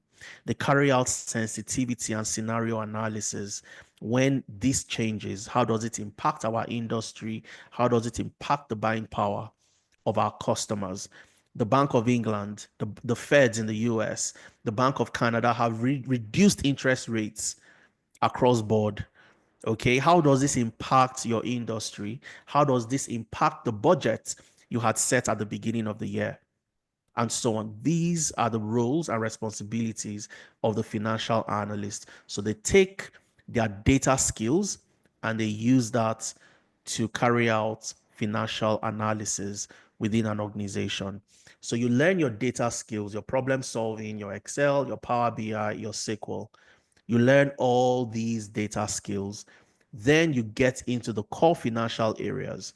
You learn accounting fundamentals, financial analysis, financial modeling, valuation techniques, sensitivity and scenario analysis, and chat GPT for financial analytics. The timeline is just like the data analytics program. 4 months, 3 months in class, 1 month internship, and you have similar structure. It doesn't matter where you are. There's a class that fits your time zone. Then you have the HR analysts. The HR analysts, just like your financial analysts, they are also data analysts, but they focus on people, data, and HR data. They don't focus on all types of data, all right, just like the data analyst would. So you learn your data analytics skills, your problem solving, your Excel, your Power BI, and your SQL. Then you learn core HR areas, your HR analytics and performance evaluation, HR metrics and life cycle, understanding talent acquisition metrics, understanding absenteeism analysis, demography and inclusion analysis, diversity and inclusion, and so on and so forth. How do they impact organizations? You learn how to build and automate your dashboards, your reports using Power BI and the rest, building your case and creating action, and Chat GPT for HR analytics. The timeline: 4 months, 3 months in class, 1 month internship, and the structure, the timeline is similar to the data analytics, the financial analytics. Saturdays, you have your live class. Sundays, it's a self-paced class. Then you have, of course, the HR analyst also earns amazing salary across board. You have the agile project manager. Who is the agile project manager? The agile project manager is a project manager that deploys the agile methodology. But people always ask me this question: how can an agile project manager work as a scrum master? How is that possible? The agile methodology, which is one of the methodologies in project management, you have the waterfall, you have the agile, and then you have the wagile. Wagile, so you have waterfall, which is your conventional, traditional project management. You have agile, and then you have wagile. Wagile is a hybrid, okay? Is a hybrid of waterfall plus agile. But the agile methodology has three major frameworks: the Scrum framework, the Lean framework, and the Kanban framework. So as an agile project manager, you don't just learn one specific framework, you learn three frameworks. And that's why the agile project manager can also work as a Scrum master. Okay? So how do you get to become an agile project manager and have access to numerous opportunities within the project management space? And agile is very important. I opened up Chat GPT today, and on Chat GPT now, you have, for those who have the pro license, you'd see the option to create projects. Okay, so normally when you want to enter a prompt on ChatGPT, you just click on new prompt, you enter your prompt, and that's it. But now you can create a block of so many prompts as a single project. This was never on ChatGPT before.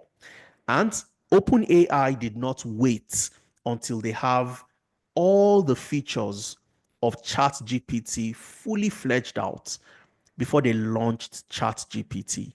They launched the product and they would keep on making updates based on the feedback that the customers would give to them. And that's what the agile methodology preaches.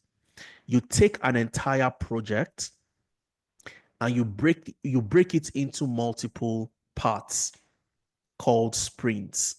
You have sprint 1, you have sprint 2, you have sprint 3. So let's take this as ChatGPT. What is the fundamental feature that ChatGPT needs to have? It is to do what? To enter prompts and to get results. So OpenAI that could be the first sprint. They build the platform within, a few months, and they deploy to the users. So once we got ChatGPT the first time, we could only send messages, get feedback. You had limited number of messages you could send. The second sprint can entail, deploying other features whereby ChatGPT can now, take in files. You can upload files and documents. And that's another sprint. So you're going to always keep on seeing updates made incrementally. And that's what Agile preaches and the Agile methodology embodies. You deploy incrementally. You don't wait until the entire product is fully built before you deploy to the customers. You deploy incrementally. You complete the first sprint, deploy, get feedback, make it better, deploy, complete the second sprint, deploy to the users, get feedback, and make it better. And that's what Agile simply entails. You'd learn introduction to project management, the methodologies and structure. You'd learn project management skills and communication, the foundation of Agile and Scrum, understanding the Scrum framework, understanding the Scrum artifacts and the Scrum ceremonies, the increments, the sprints, the product backlog, understanding the Agile practices, end-to-end use of Jira, end-to-end use of Trello, Confluence, which are your project management tools. You get to learn how to use the Kanban board for your workflow management, agile metrics and reporting, using the velocity, the burn up, the burn down charts, leadership and reward application, the Nexus Scaled Scrum. And we also prepare you for the professional Scrum Master examination. Your learning timeline is for 4 months. You'd learn in class for 3 months, and you have your internship for 1 month. So the agile project managers would work together with the business analysts on the project during their internship. Your class structure is a bit different from the others. You have live classes both on Saturdays and on Sundays. Saturdays 11 a.m. to 2 p.m., Sundays 2 p.m. to 5 p.m. And the agile project managers earn amazing salaries, especially in the US, because this is a career path that is in high demand in the US. In the UK, it's about £53,000. In the US, six figures, $120,000. In Canada, almost $100,000 per annum. And last but not the least, you have the cybersecurity professionals. And these are the professionals that protect the systems, the data, and the network of organizations from both internal and external threats. Okay. And getting into cybersecurity is absolutely amazing. You start by learning introduction to cybersecurity, the foundation of computing and networking, information security principles, offensive and defensive cybersecurity, cryptography, encryption and decryption, cyber threats and attack vectors, network security, endpoints, web and application security, cloud security, incident response and forensics, and cyber security policies and compliance. And you'd learn how to use different tools, Wireshark to track network changes in the network, building virtual environments using VMware. You'd learn how to use Splunk for network monitoring and so on and so forth. All right. The program is for 4 months, 3 months in class, 1 month internship, and you have your class, live class on Saturday. On Sundays, you have a self-paced class. And this brings us to the last program that we offer at Analytics out of the 8 I had shared with you. In the UK, 57,000. In the US, six figure. In the Canada, six figures, $140,000 per annum. In the US, $105,000. As we start to wrap up our session, the questions I've been getting in the chat is, how do I get started? Okay, I've shared numerous success stories with you. You've seen people that are thriving after completing their program with us at Analytics, numerous professionals, and they have also created videos to share their stories with you. So if you haven't filled the form, the attendance form, this is the best time for you to do that in order to get access to my slide. And as we wrap up in the next 10 minutes, you have somebody like Lois. Lois was an accountant back in Nigeria. She also had experience in procurement.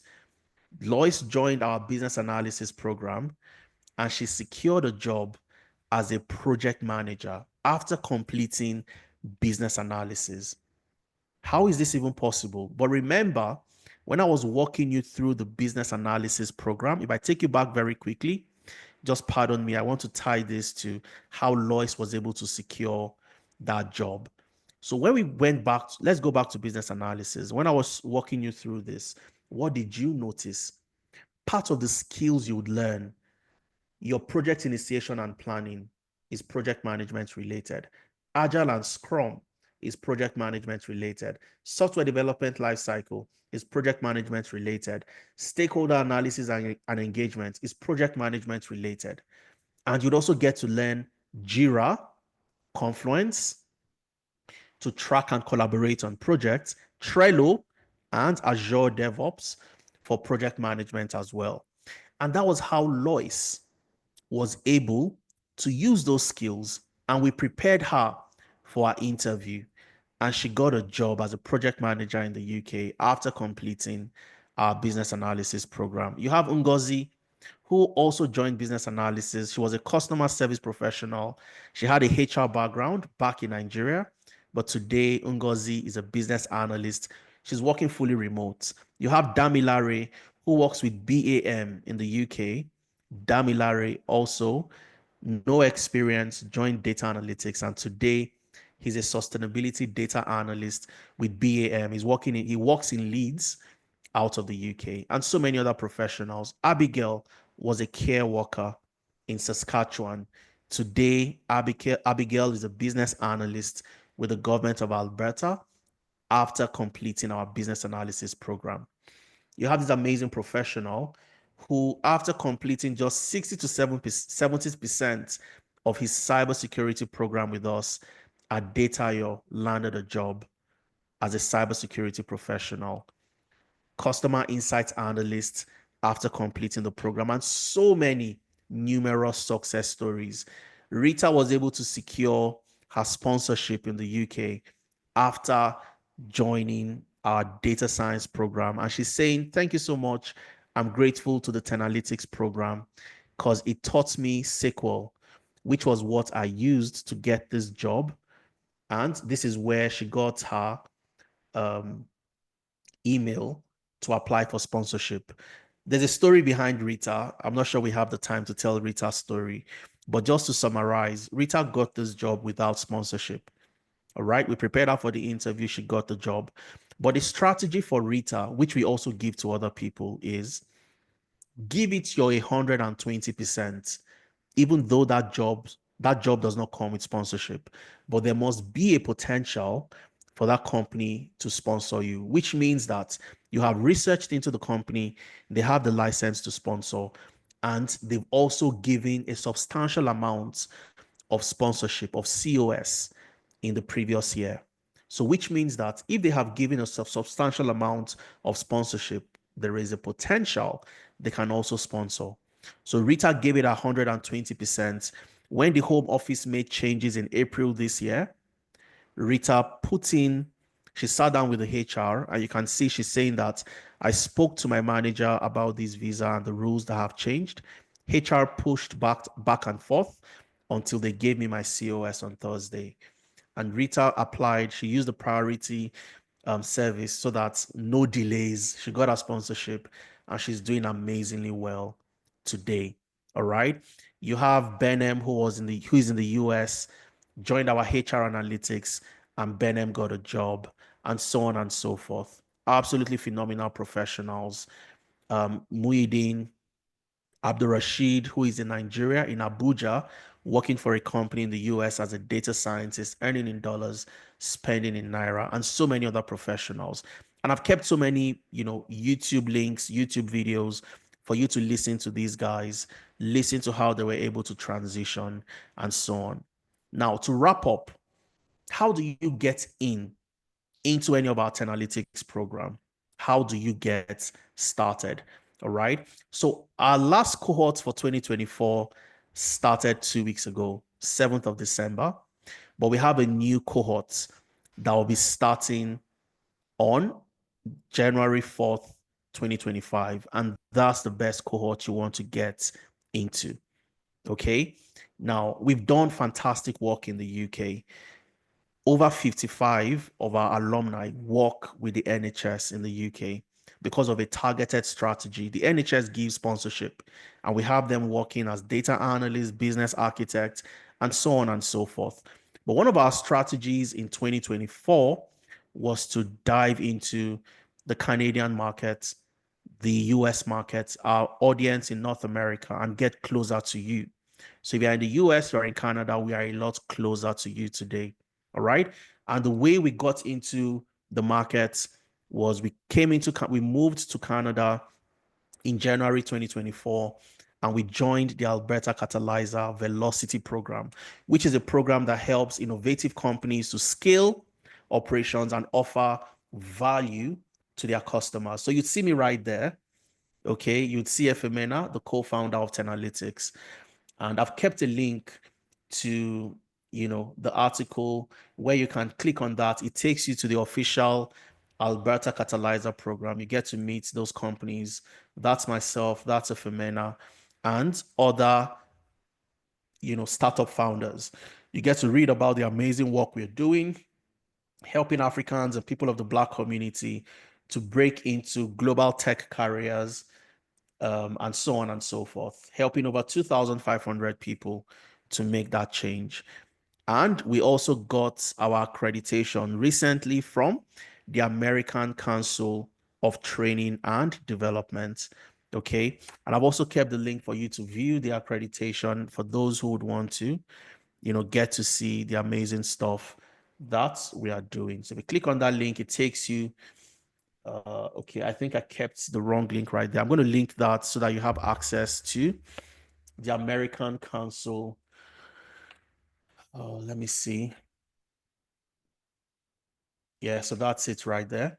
So it takes you to the page, the official page for the American Council of Training and Development. And you also get to see Tenalytics right there. Okay. And you can read about the recent accreditation that we got from the American Council of Training and Development. So, of course, we've talked about a lot of things today, and we've known at the end of today's session, the focus is never on just the technical skills, but on both the technical and employability skills to get you the job. All right. We talked about the CV, the LinkedIn, navigating the job market, interview prep, job references, on the job support, weekly mentorship sessions, and Upwork optimization. Now, what are the next steps? How do you get started? What do you need to do to thrive in 2025? Okay, so our next cohort starts on the 4th of January 2025, and you want to hit the ground running. You want to get started. And this is where the amazing discount I have for you, I'll be sharing that with you today. And this would be the last time you would see me in a session like this in 2024. For all of the people that will be registering with us, we get into 2025, we hit the ground running on the 4th of January.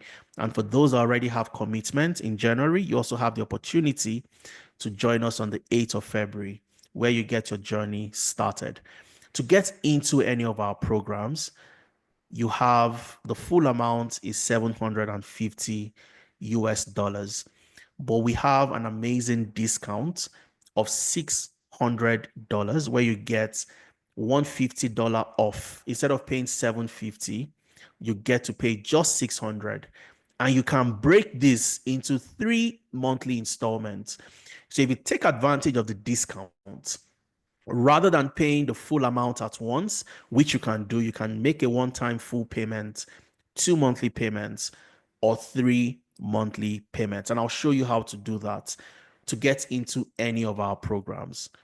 Remember, 2024 ends, but you must start 2025 on an amazing note, hitting the ground running and achieving your goals with no excuse in 2025. All right. So all you have to do is click on this link. It takes you to the enrollment center. And I'm going to walk you through how to register for any of the programs you're interested in. It doesn't matter where you are. You can make payments in your respective currency. You're in Canada, you can make payments to us in Canadian dollars. You're in the US, you can pay US dollars. You're in the UK, you can pay in pounds, and so on and so forth. You have the opportunity to chat with any of my team members.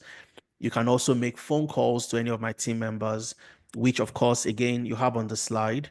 You have these numbers, on our website as well. You want to reach out, you want to send a WhatsApp message, you want to send us an email to enquiries@analytics.io. Somebody would always be there to respond to you. So once you click on the link and it takes you to the enrollment center, scroll all the way down and it shows you all the programs you're interested in. You can make payments online using any of your cards, your Visa, MasterCard, American Express, Verve, Paystack, Apple Pay, Google Pay. I want to join the business analysis program, for example. I click on register for BA. Okay. It takes me to the business analysis program. Wow, interestingly, 2 slots have been taken already for business analysis. So people are registering. So out of the 20 slots, because we have only 20 slots available for discount, to the first 20 people to register. Okay. So once the remaining 18 slots are gone, all the discounts for 2024 is gone, and you have to make the full payment. If you're paying in dollars, the full payment is $750. If you're paying in pounds, the full payment is 625 pounds. Okay. So if I'm paying in pounds, for example, the discounted fee instead of 625 is 500. I can select the one-time payment option to make my payments. If I want to make payments in December and January, 2 monthly payments, I can select this option, make my first payment of $250 in December, the next payment of $250 in January. Or I can make 3 payments, 3 monthly payments of £166. I make my first payment in December, make the second in January, and make the final in February. So if I select the 3 monthly payments and I click on proceed to pay, you'd see the timeline. It means you make your first payment today, which is what I advise anybody, so you don't run out of the discounted slots and you get your 2025 started today. All right, with no excuse. In January, you make the second payment, and February, you make the final payment. Okay, so if you click on proceed, it takes you into where you enter your name, you enter your email, all right, and then you click on pay for products. So this is where you enter your card details, you enter your postcode, your zip code, your postcode, and all of that, and you get to confirm payment. So what happens is you will get an automated confirmation into your email, the email you've provided. You get an automated confirmation, and you'd also be automatically redirected to where you complete your registration. And in completing your registration, you'd see the option of selecting the program you want to join. And for those of you that are a bit confused, Adeza, I don't know if I should do data science, I don't know if I should do data analytics or data engineering. One of the options when selecting the program includes I want to speak to a professional. So once you've made your initial deposits and you select I need to speak with a professional, we organize a clarity session for you. It's more or less like a one-on-one. You have about 5 people on the call, and we take those individualized questions. We look at, the questions you have, your concerns, and we help you to select a specific area. We don't select a career path for you directly, but we give you the opportunity to look at different things in making that decision. So if I want to pay in, let's say I want to pay for the data analytics, and I click on data analytics, it takes me to the data analytics page. Okay. And I can get to make payments. So we have just 15 slots left for the discounted fee for the data analytics program. All right. So typically this happens when we have a session like this on a Saturday. By Monday, all the discounted slots are gone. All right. So if it's something you want to get into, ensure that you lock in your discount, get into the program. If I want to pay in dollars, all I need to do is click on the top right corner, select US dollars, and this would change to the dollar equivalent of the program fee. So instead of paying $750 for the program, you get to pay just $600, which is the discounted fee. And you can make the payments in 3 installments as well. If you're paying in Canadian dollars, the same thing. You can come in here, type in CAD, Canadian dollars, and then you can also get to make payments in Canadian dollars. If you want to make payments in Naira, you can do the same. Come in here, type in NGN. It gives you the Naira equivalent, and you get to make payments in Naira. All right.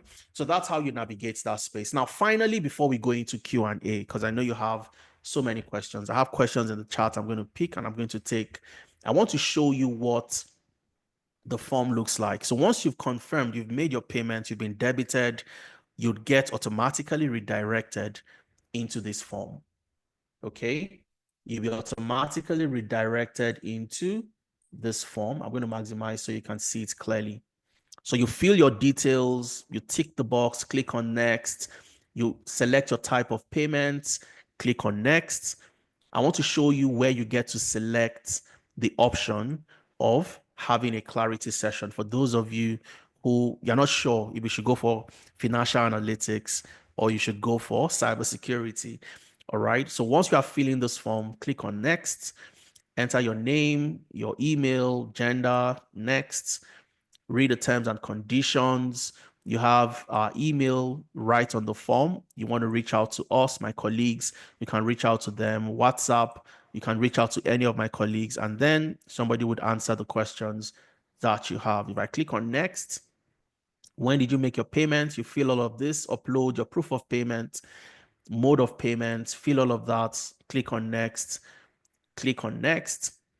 Okay, now which program are you interested in? So this is where you are sure of what you want to do. You want to go for the agile project management. You want to go for data engineering. You can select that. Okay. However, for those of you who needs that, you want to still have a conversation with me. You want to have a conversation with Efimena, the co-founder, and other industry experts before you decide. All you need to do is come in here and select, I need to speak to a professional. So what you would have done is you've secured your discounts by making your initial payment, and you've also booked a clarity session, and then we get to answer any questions you have, and you lock in your space in the program. If I click on next, here is where you can select when you want to start. So for those of you that have commitments in January, you can start on the 4th of January, you can start on the 8th of February, or the 8th of March. Okay, so you can defer at least 3 months into the future. So you can either start in January, start in February, or start in March. We have cohorts all through the year. Our first cohort in 2024 started in January. The final cohort started 2 weeks ago on the 7th, last week, I beg your pardon, on the 7th of December. So you have the opportunity of joining in January, February, or March, and you get into one of the programs. The advantage for you, and I'm telling you this categorically, so that when I have a session like this in 2025, you don't say that, Adeza, you didn't tell us the prices would change. So starting from January 2025, the $600 fee you see would change to a different fee, which is higher. Okay, so you're paying upwards of $1,000 and above. All right, so if it's something you want to do, once you get in 2024, you lock in your discount, you get into the program, you are getting in at $600. You don't have to pay a dime above $600. If you're paying in pounds, you don't have to pay a dime above 500 pounds. If you're paying in Canadian dollars, you don't have to pay a dime above 900 Canadian dollars. And this secures you all through till the end of the program. All right. You can make your payments in multiple installments as high as 3 installments. You're paying in dollars, $200 in December, 200 in January, 200 in February. So whatever price increase that happens in the future would not affect you. So once you fill all the details, your country of residence, you tell us how you found out about us, you submit this form, we get all your details, and you lock in to the program. All right. Before I come into the chat to take questions, one thing I want to also advise everybody to do today before we wrap up, go on YouTube. Okay, go on YouTube, search for Tenalytics. Okay, search for Tenalytics. Go to the Tenalytics profile. All right, and subscribe to our YouTube page so that you are one of the people that will get the recent updates, all the updates, the videos of our past sessions over the last 4 years. You have the opportunity to watch everything here. And you see all the fantastic professionals, the testimonials I played for you, they're all here as well. Okay. So if you click on any of the videos right here, you can watch all the videos that happened last week, last month, last year, 4 years ago. And you can also listen to amazing professionals who have been a part of the Tenalytics program, and they've done the same things you are trying to do. Adetayo, who got a job after completing, before he even completed his cybersecurity program. Abisola, Fikayo, you listen to Fikayo. You listen to Lois. I think I'm going to play Lois's video before we wrap up today. All right. So subscribe, follow us on LinkedIn as well. So you're also one of the first people that get to see the amazing stuff we are doing within the space. Go on LinkedIn, type in Tenalytics, and you get to see and follow us. Follow us on Instagram, follow us on X, Facebook, and all social media platforms. And again, you ever want to reach out to us, you go to the website, www.tenalytics.io. All right. At the down right corner, you'd see a WhatsApp button you can use to reach out to us if you want to. And one of the first things you'd see, accredited by the ACTD, the American Council of Training and Development. Okay. And of course, if you want to reach out to us, once you go to About Us, you go to Contact, you'd see you can send a form or you can reach out to us on any of these numbers or our email enquiries@tenalytics.io. One thing we are setting off at Tenalytics is we will give you the very best in helping you make that transition. So I'm going to take a pause at this point in time, and I'm going to take questions that we have from the chat.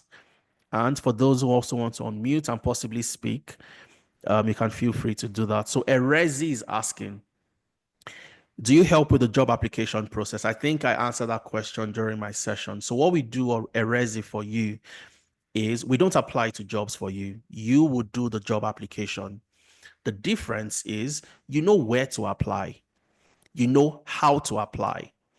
You know you have links to the jobs you should apply to.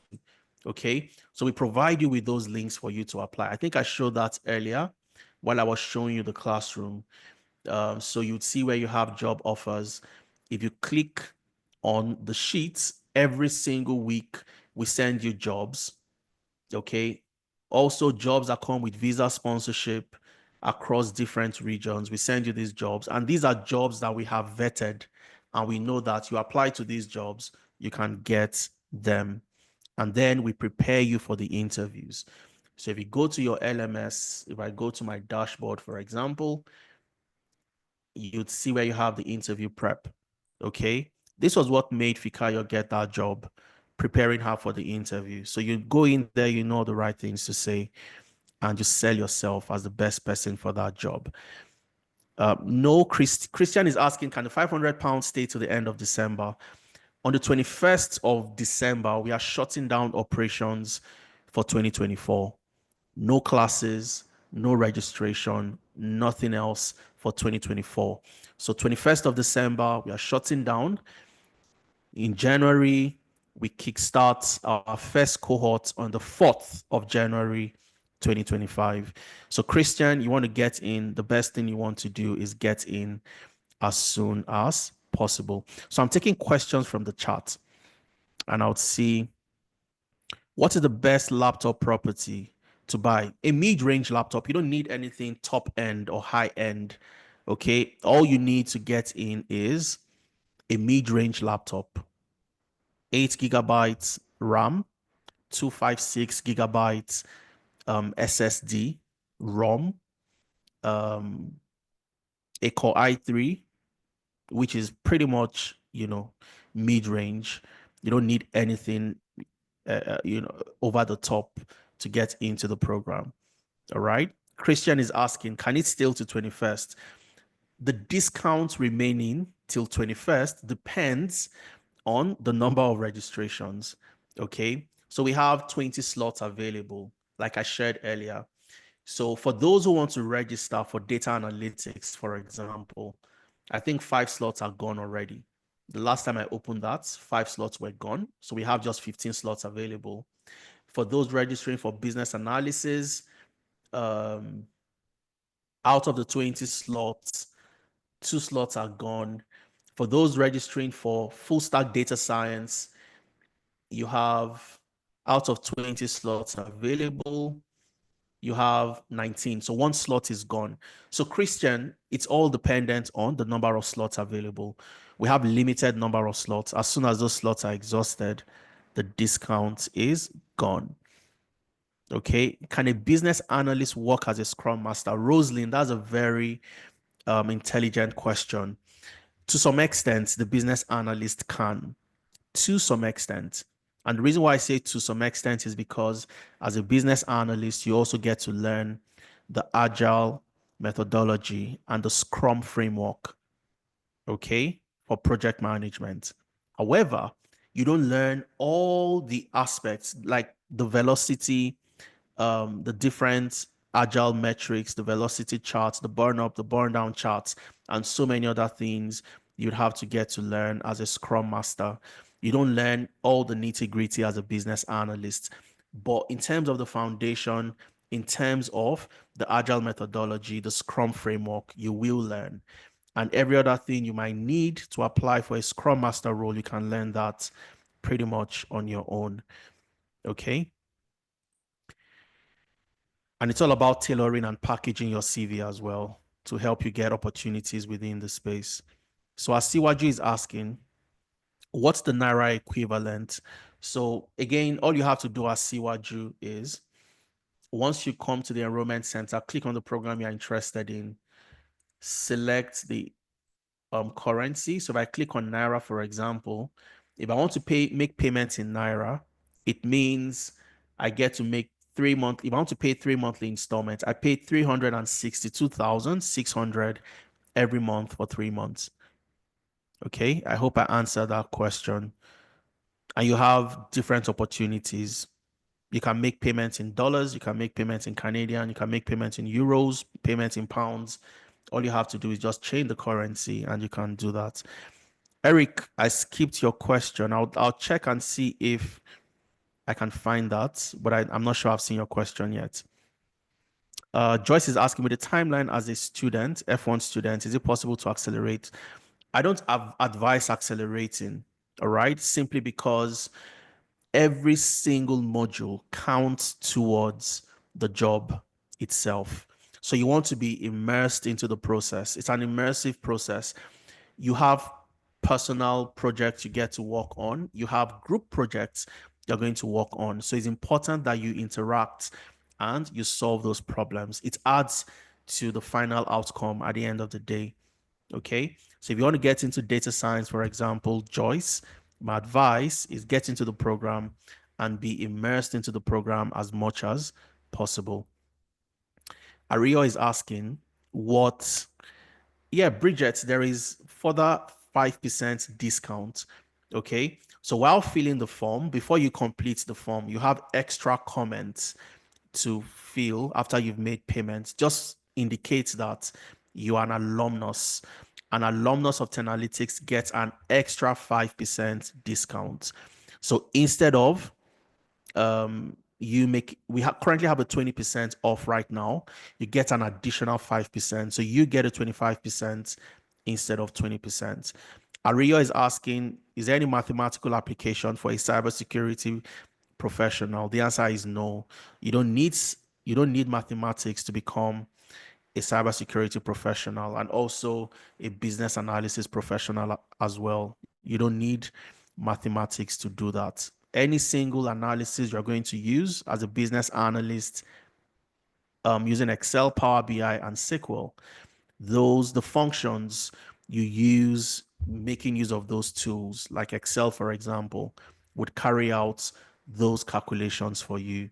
So all you need to know is what function do I use when I want to aggregate, I want to do an average, I want to do a sum, I also want to find the standard deviation. How do I calculate those things? Excel will do them for you using the right function. All right.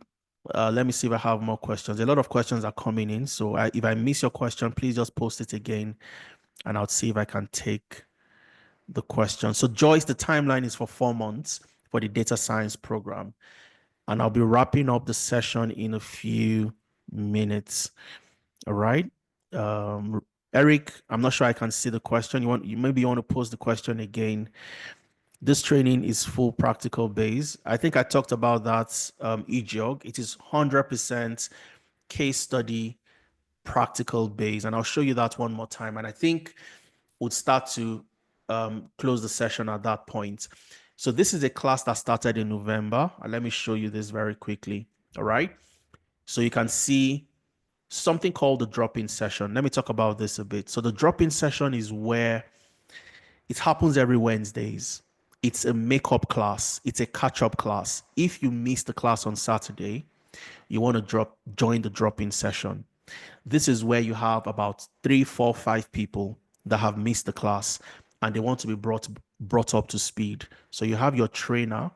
Your trainer will join you during the clarity session, this drop-in session, and help answer all the questions that you have. So you've watched the recording, but you want to still ask questions, interact with your trainer. You can do that during your drop-in session. So you'd see 1, 2, 3, 4, 5, 6 every single week on Wednesdays, 9 to 10 p.m. You have a drop-in session, employability session, Upwork, LinkedIn, CV. But you asked about the practical bits, and let me show you how each class is project-based. Now let's look at Excel, Power BI. Week 7, they had Power BI class 3. You go to the class material. Once you click on the slide, one of the first things you'd see is this class was based on a case study. And this is the best way to learn. You learn by working on projects. That's how you build experience. That's step number 3. I shared this when I was showing you the 6-step approach. So in this class, you are working for a company called Pinnacle Properties in the real estate sector. All right. So you look at the business overview and there's a problem that company is currently facing. All right. And Pinnacle Property wants to They want the ability to share their reports with stakeholders who are not just within the organization, but also external. So, how do we build a report that we can share in the form of an application? So, your CEO can open up a Power BI dashboard on his or her mobile phone and see exactly what is going on, what is going on within the company. All right. So, you look at the objective. The objective of this particular case study is to publish the report, ensuring data protection, which means nobody can open that report because we've implemented something called RLS in Power BI, row level security. All right. So you get to work on this project together with your trainer. This is a case study. All your classes, all your class, every single class is case study based. If you go to Power BI class 2, the same thing. You go to the class material, you click on it. It is a case study for a different company. This is a company called TextFair Retail. All right. It's a retail company. You are helping them do what? Building and automating their reports by creating a data model with structured relationships and a data schema within Power BI. All right. If you go to the class recording, if you go to the class, which one did I just click on? Okay, Power BI class 2. If you go to the class recording, you'd see exactly what happened in class on that day. And this is exactly the same thing, the same way you can see your facilitator, Amaka Daniels, is walking you through this particular case study. And slowly, step by step, you'd walk together, build your model, build your schema, create the necessary relationships using Power BI. All right. So it's 100% practical. This is a live class. Once you are doing the same thing, you have the opportunity to stop and say, hey, I did this. I didn't get the exact same result. What am I doing wrong? You can share your screen, get feedback, and so on. If you go to Excel, it's exactly the same. You go to Excel class 3, go to class material. It is a case study. All right. So all your classes are case study based, and that's how you gain experience. So once you've worked on all these case studies, like I shared with you earlier, you will create a portfolio like what Victoria has done. Upload your case studies, and that's what represents proof that you've done it before and you can do it for that company. Can I work fully remote as a DA? Absolutely, Elizabeth. The last, I would say, 3 to 4 years, I haven't gone into any office. I lived and worked in the UK for about 2.5 years. I worked remotely all through while in the UK. I was a student in the UK. I did my master's. While I was doing my master's, I was working for companies in the US. All right. I worked for Belron Group in the UK as a customer insights analyst, and my job was fully remote. Even while I was in Nigeria, working in the power sector, the energy sector, in the power industry to be specific, you work remotely. I worked remotely for the most part of my career. So working remotely is a no-brainer for any role that is data related. And the reason is very simple. The data you need is in a data warehouse. The data warehouse is cloud-based, is on an AWS infrastructure, or it's on an Azure data warehouse or a Google Cloud platform warehouse. And I can access that anywhere across the globe. And I'm not limited by my location. So all the things I need to do, I can do that easily working remotely. All right. So I think I'm going to take a pause and we're going to call it a day right here today. But before I go, like I promised you, I'm going to share one more testimonial, I think. So let's go back to the 10 analytics. If you've not followed and subscribed, please do that so that you always get, constant updates from time to time. Take advantage of the discounts we have available so you don't find yourself coming back to say, oh, the discounts are off. Can I still get it for £500 or £600 when the fees would have changed in January? Okay. So I want us to listen very quickly. It's a 2-minute video, and then we call it a day today. Let's listen to Lois. Lois was able to get a job as a project manager after completing the business analysis program. Did you know that according to a recent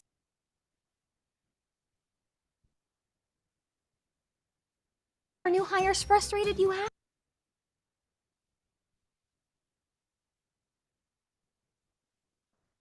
Hi guys, my name is Lois. I joined Analytic Business Analysis class in November 2023 with zero knowledge of BA, even though I was doing my master's at the time, which was focused on the management part of business analysis, not the techniques, tools, or even the requirements. I am so excited, as you can see, because guys, I just landed my first tech job as a project manager. Let me tell you a bit about my journey. So before I joined Analytics, I was an accountant and a procurement expert, so I didn't even know anything about tech. Analytics was my first exposure to core BA training, and I learned so much. Things like SDLC, requirement elicitation, process mapping, project initiation and planning. And even apart from the BA training, they also helped me to develop myself through a lot of mentorship sessions that built me up in interview preparation, LinkedIn optimization, a day in the life as a BA, job search strategy, CV optimization, negotiation like a pro, career transitioning. Guys, it was a lot of value. I also ensured that I was actively involved in class. I mean, who didn't know Lois in the cohort? But after my training, I waited to complete my master's because I couldn't work full-time while studying. I then had my career plan mapped out, and my first goal was to get a job in a student-focused role because of personal reasons, and then transition to be a project manager. I mean, BA and PM are so relatable, and there were more project management roles in my city. So immediately I finished my studies, I leveraged on the CV skills, the interview skills that I had been taught to land my first job in the university in a student-focused role. And guess what? 6 months later, exactly 6 months later, I landed the job I'm talking about now as a project manager, doubled the salary. So thank you, Tenalysis. I'm so happy to be in the tech space, and I encourage everyone that want to upskill, that want to have a refresher course, to please do what? Join Tenalytics and be like me, because I mean, who doesn't want the money? Who doesn't want the skill? Who doesn't want to be in the tech space? So join Tenalytics. Lois is always dramatic. I love listening to Lois. The passion, she was super excited. She got that job. And you listen to all the things she was able to learn. Project management, business analysis are very relatable. Okay. As we start to wrap up our session today, I'd like to say for those of you that have stayed from the beginning till this point, thank you very much for joining our session today.